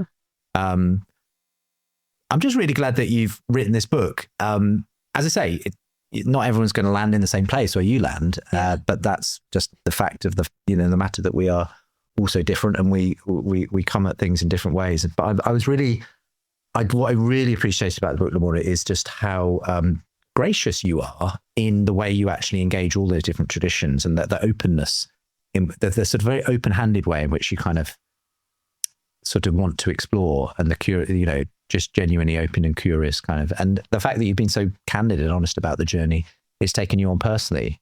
As I say, I feel like I've been writing for a little while and charting as kind of what I've called the surprising rebirth of belief in God. And interestingly, a lot of the characters, and this is a criticism that a mutual friend of ours, Elizabeth Oldfield, sort of leveled at the book, it's focused a bit more on the kind of the conservative end of that, people who want to kind of reintegrate Christian values because they're worried about the way direction the culture is going. But I think your story is symptomatic of the fact that there's actually a whole group of people who are seeking and spiritually thirsty, but who aren't necessarily going to be coming at it from the same direction as the aforementioned people like Jordan Peterson and so on. But I think underlying all of that is a search for a bigger story, that's kind of going on. We just need a really big table to fit everyone on. Well, maybe.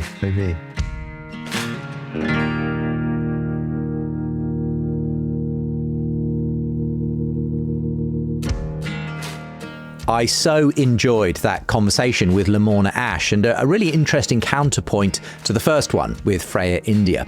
And by the way, this was an edited version of a longer conversation. You can hear it in full on season 7 of the Re-Enchanting podcast. Some of the extra ground we cover there includes a discussion on where Lamorna lands in terms of a more progressive view on LGBT issues.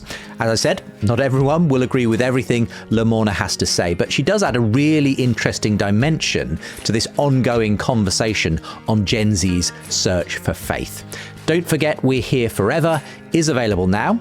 Links to that and the full Re-Enchanting episode are available with today's show info.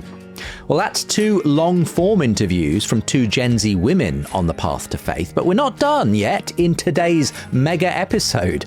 A shorter final conversation coming your way, and as soon as I recorded it just last week, I knew I had to include it to round off today's episode. That's next.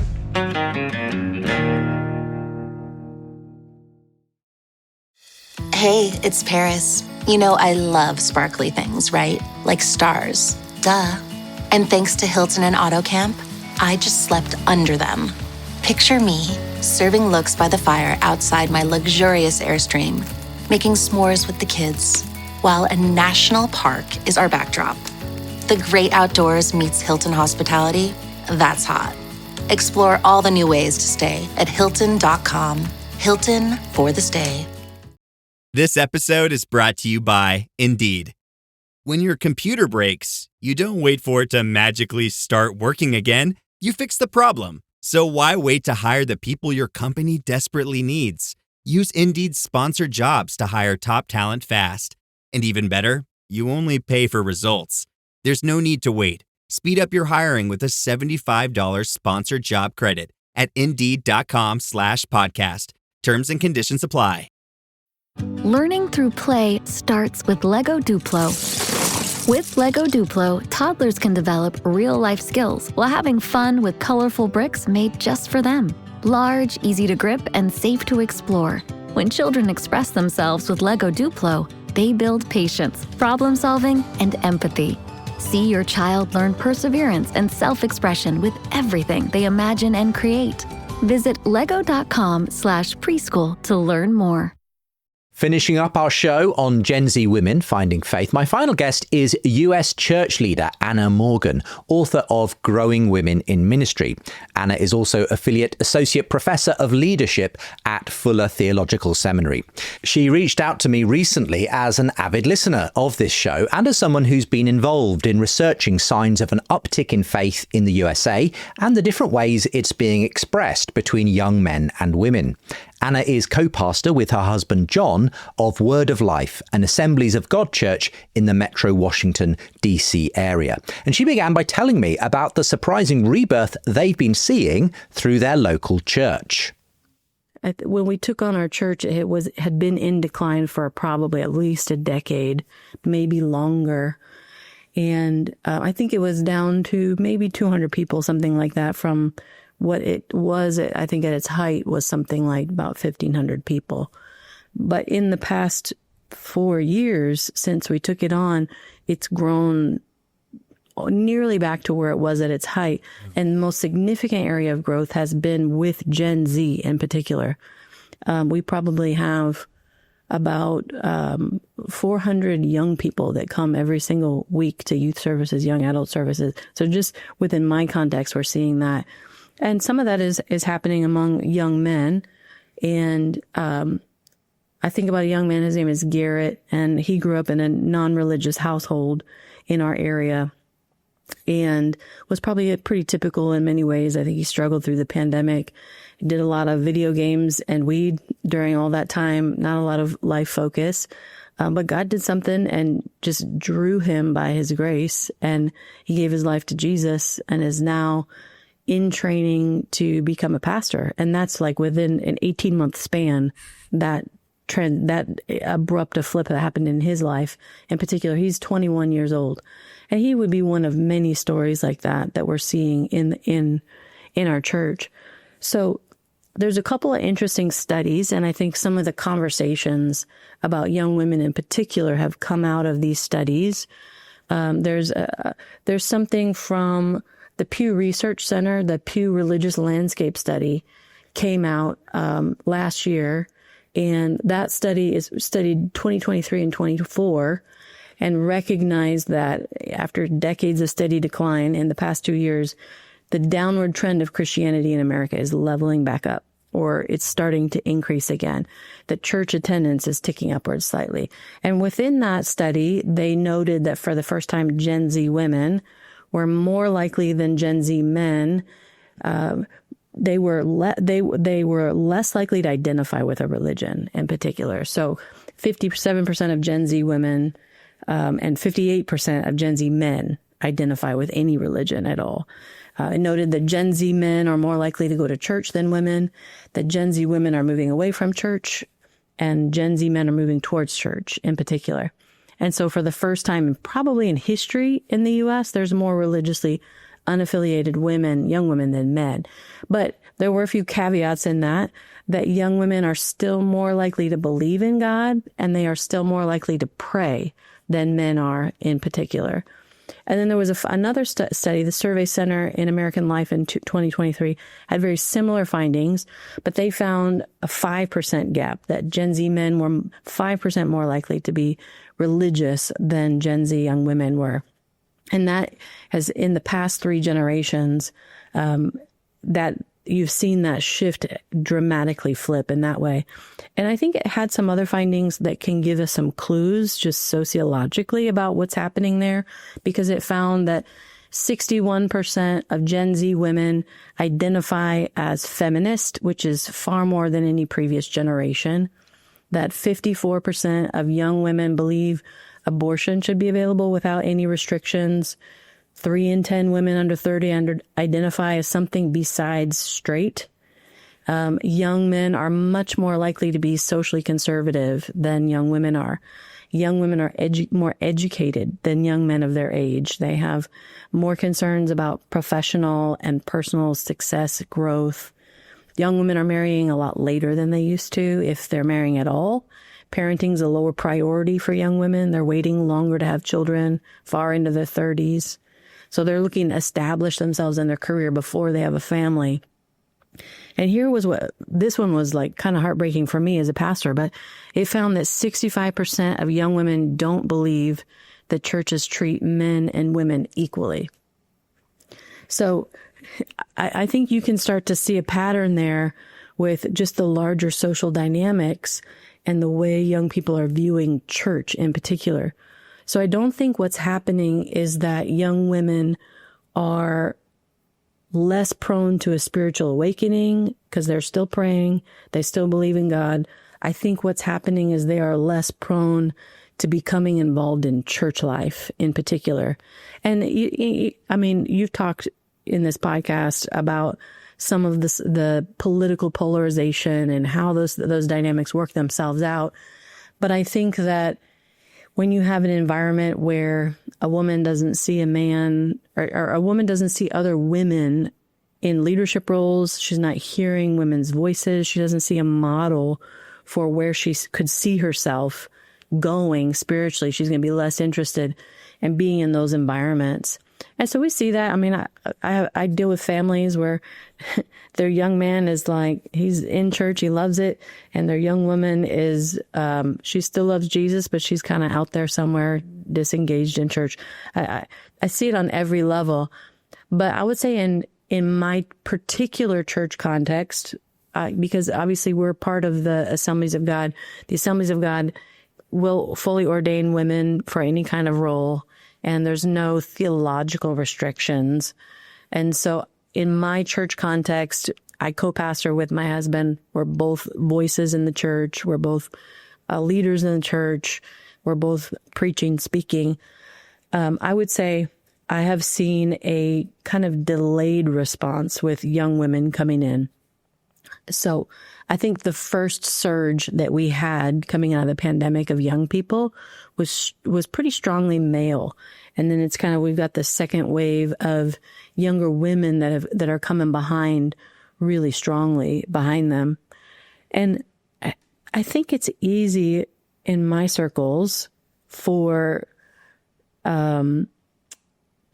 Christian leaders and pastors to kind of go, oh, well, feminism's the problem, right? So the feminism's the enemy because it's produced this environment where our young women are being pulled away from church. And in some ways, it's kind of like a boogeyman.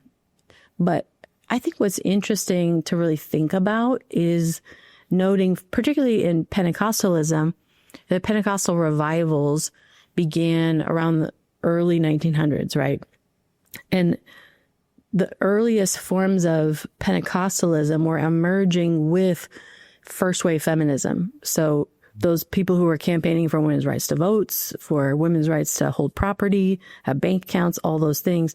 And there was even crossover where there were female Pentecostal preachers like Christabel Pankhurst and Mariah Wordsworth Eder, who were both preachers and pastors, and they were also social activists for first wave feminism. So it was like the church and feminism were emerging together, and God's Spirit was gifting and releasing women into all kinds of ministry roles.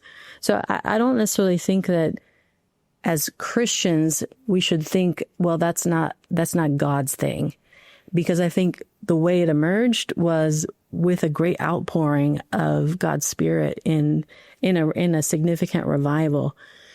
And so I do think it's a relevant conversation for the church to continue to grapple with issues of feminism.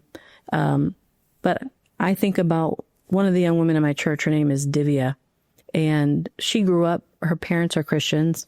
When she got into college, she moved out of her house and basically let go of her faith. I mean, it's a really common story, right? And got caught up in things, wasn't in church. But something happened in her life 2 years ago, coming out of the pandemic, where God started to reawaken something in her heart. Now, she's single. She's about 24 years old now. She is an engineer. She works for Ford Motor Company. She does really, really well. She does really well financially, takes care of herself well, all those kinds of things. But for me as a pastor, I have to think about, how am I framing the gospel for this generation of young women? And so often I think the conversations around womanhood in the church, I think, just miss what's going on in real life young people's lives. I was poking through some of the popular women's ministry websites in the United States, and the themes that are common that they're like, here, put a sermon together about this, is like kindness, Bible women like Sarah and Ruth and Naomi, marriage, motherhood, friendship, crafting, menopause.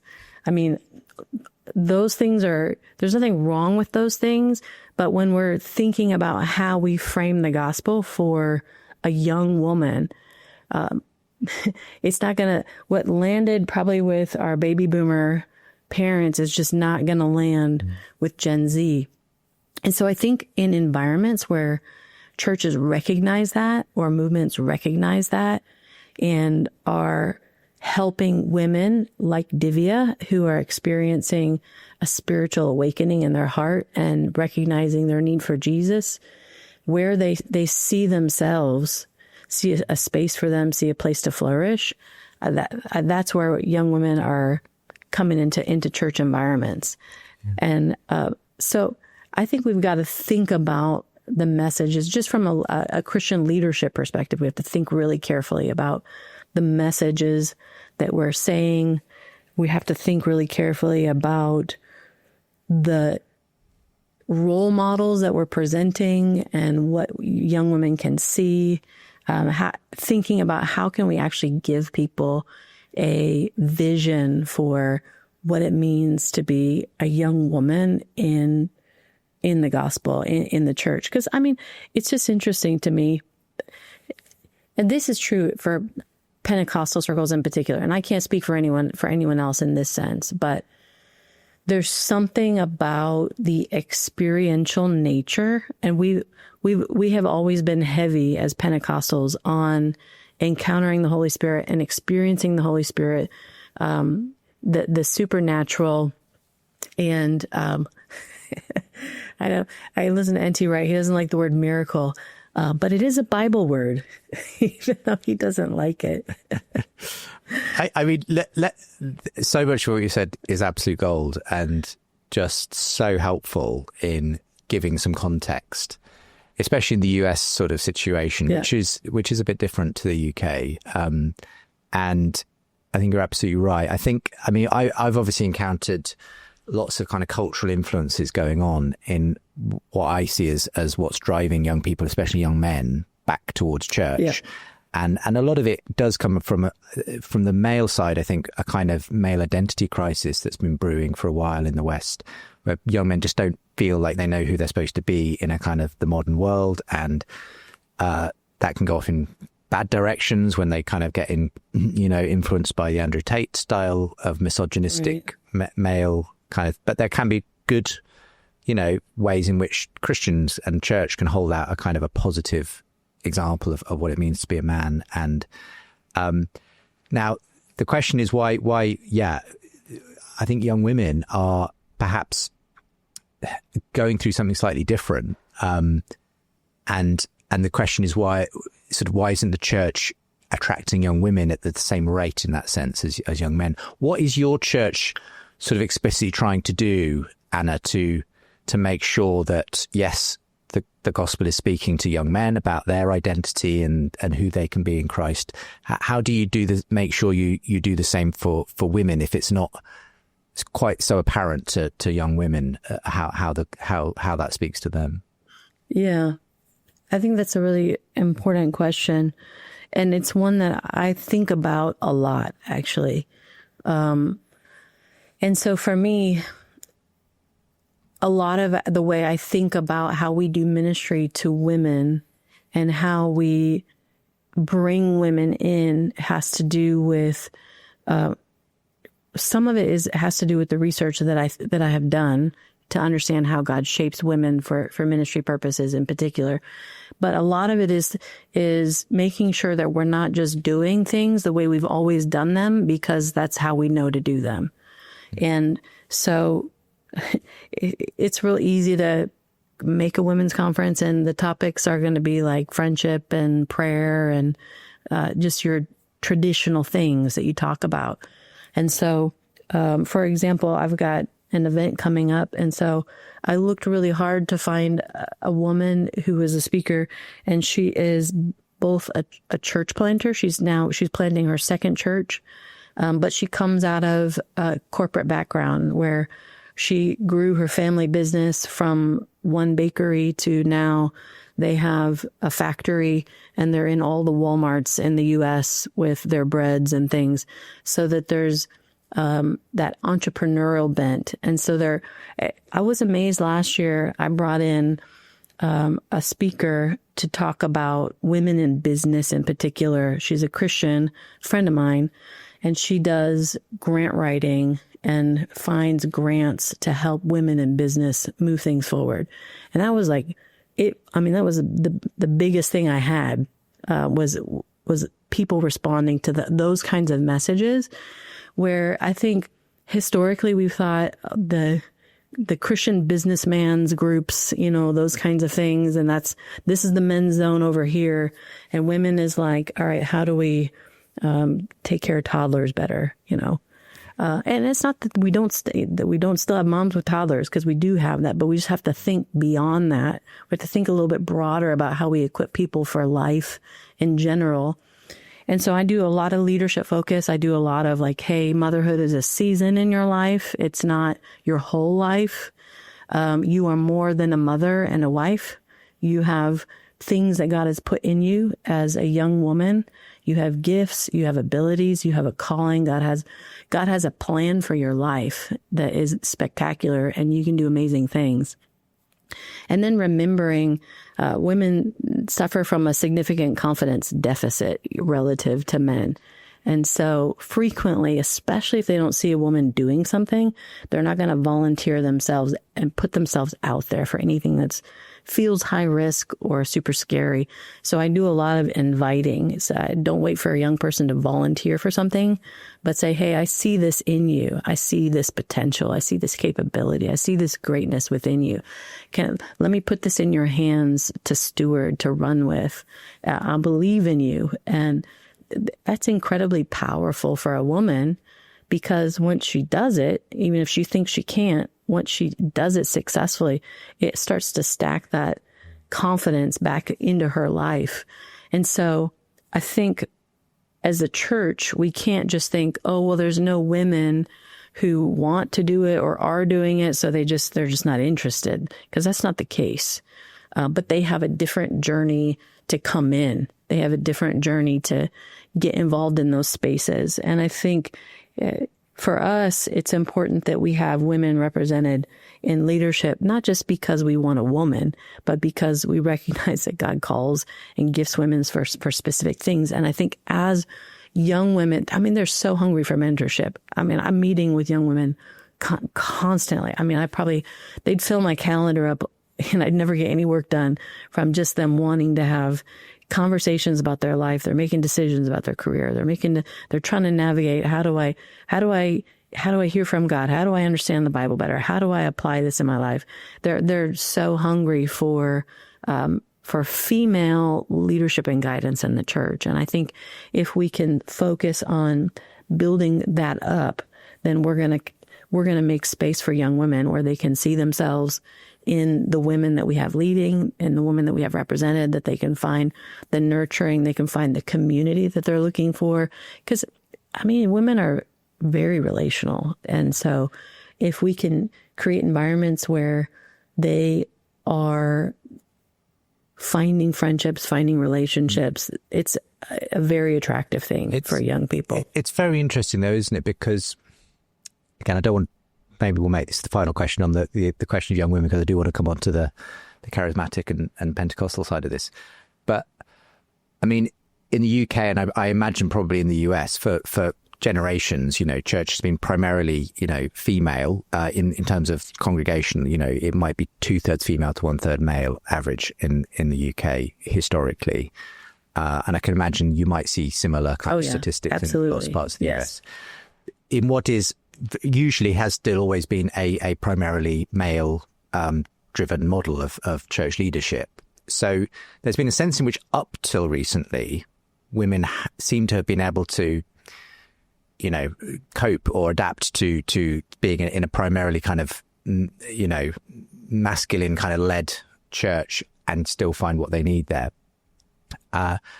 But I sense from what you're saying, Anna, that it's harder now for young women, Gen Z women, to feel comfortable in churches where there isn't an obvious kind of sense of it's more male coded. It's kind of more comfortable for men to come in and feel like they're being represented from the front and their needs are being kind of talked about in ways that young women, perhaps unlike their parents or grandparents today, are going to have a more explicitly kind of female-oriented form of ministry and mentorship than perhaps for some reason their parents and grandparents had. Yeah, I think there's a couple of reasons for that too. I think one is we are like well over 100 years of the impact of the feminist movement on Western society. I mean, we're past the third wave of feminism now, and that has changed the fabric of our culture as a whole for permanent. Like, I don't think we're going backwards. I mean, there is definitely, I think, reactiveness to that you see with, the Andrew Tates and all of that stuff. But I don't think that's going away. And you see trends of women who might be leaving the workplace because they're rolling back some of the flexibility of the pandemic. You'll see some of that, but I think fundamentally, like, you're not getting the toothpaste back in that tube. It's out. Like, this is where we are. And so I think that would be a difference between what young women now and what young women 30 years ago were dealing with. And I also think that social media has changed the way we think as a church, as global. So it used to be you kind of learned in your lane of your denomination, your particular movement, and the voices that you heard were just those voices. And the ideas you were exposed to was pretty narrow. Like the preacher you were going to listen to was just your pastor on Sunday. But nowadays, people hear from all kinds of different voices. And so you can pick your favorite preacher and listen to them all day long anywhere, any ideas from anywhere, right? And I think that cross-pollination has, in one sense, really opened the door for women to go, and then to go, hey, maybe there's another way to think about this gender disparity in church and power in church, all those kinds of things. And in one sense, you see, I see some conservative circles that are kind of rethinking their theology and going, okay, maybe we should make space for women's voices and women's leadership in our environment. And I've gotten invited into environments where they're like, hey, help us look again at our statement around women in particular. And in the same sense, there are places where have been more historically inclusive of women that are listening to some of the neo-reformed movements.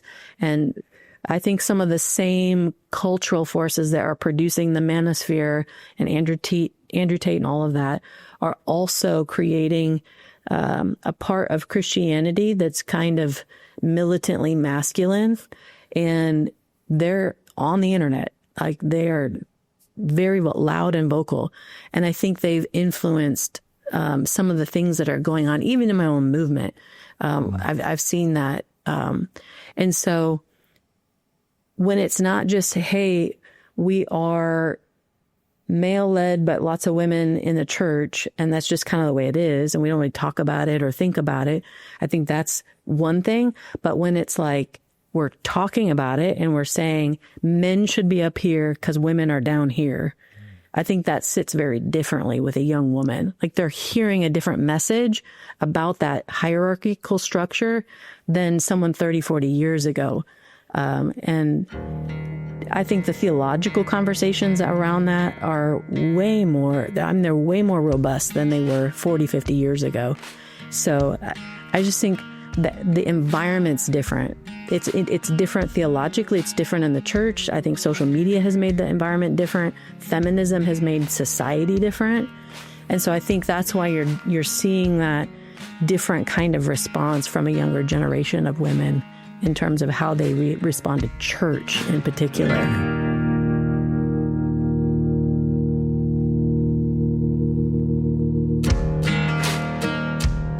What a helpful conversation with Anna Morgan. Really pleased that Anna reached out to talk. You can find links to her with today's show, and you'll hear more from her in a future episode too, as Anna also has some really helpful reflections on the charismatic and Pentecostal side of the surprising rebirth phenomenon, something we'll also be exploring towards the end of this season.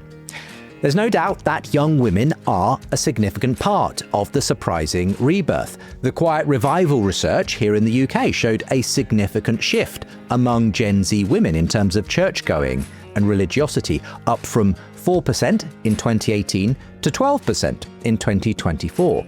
But young men do seem to be outpacing them in terms of the numbers returning to church, with almost double that percentage among young men. But I do hope that the stories of Freya India, Lamorna Ash, and the reflections of Anna Morgan have helped to paint a bit of a bigger picture of what's going on.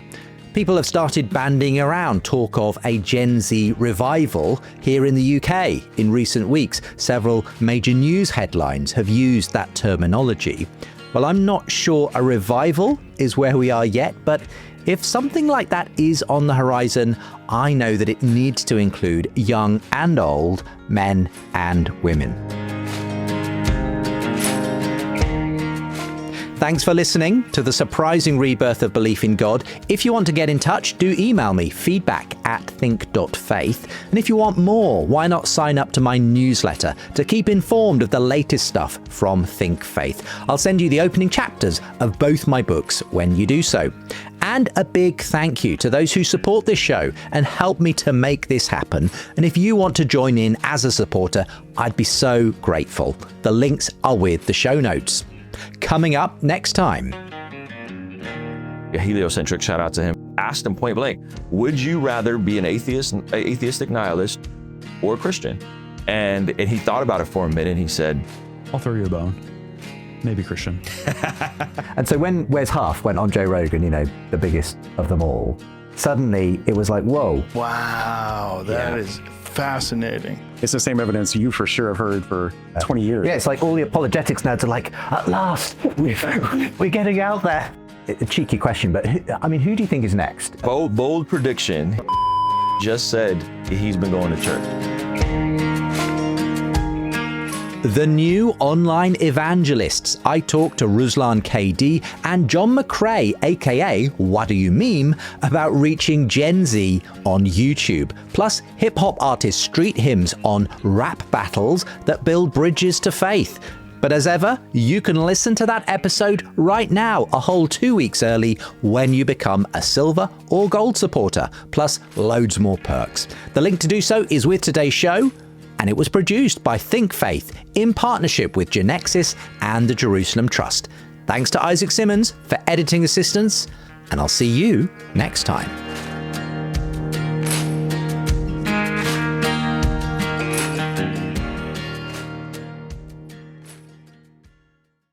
This episode is sponsored by Friskies, who would like to tell your cats hi.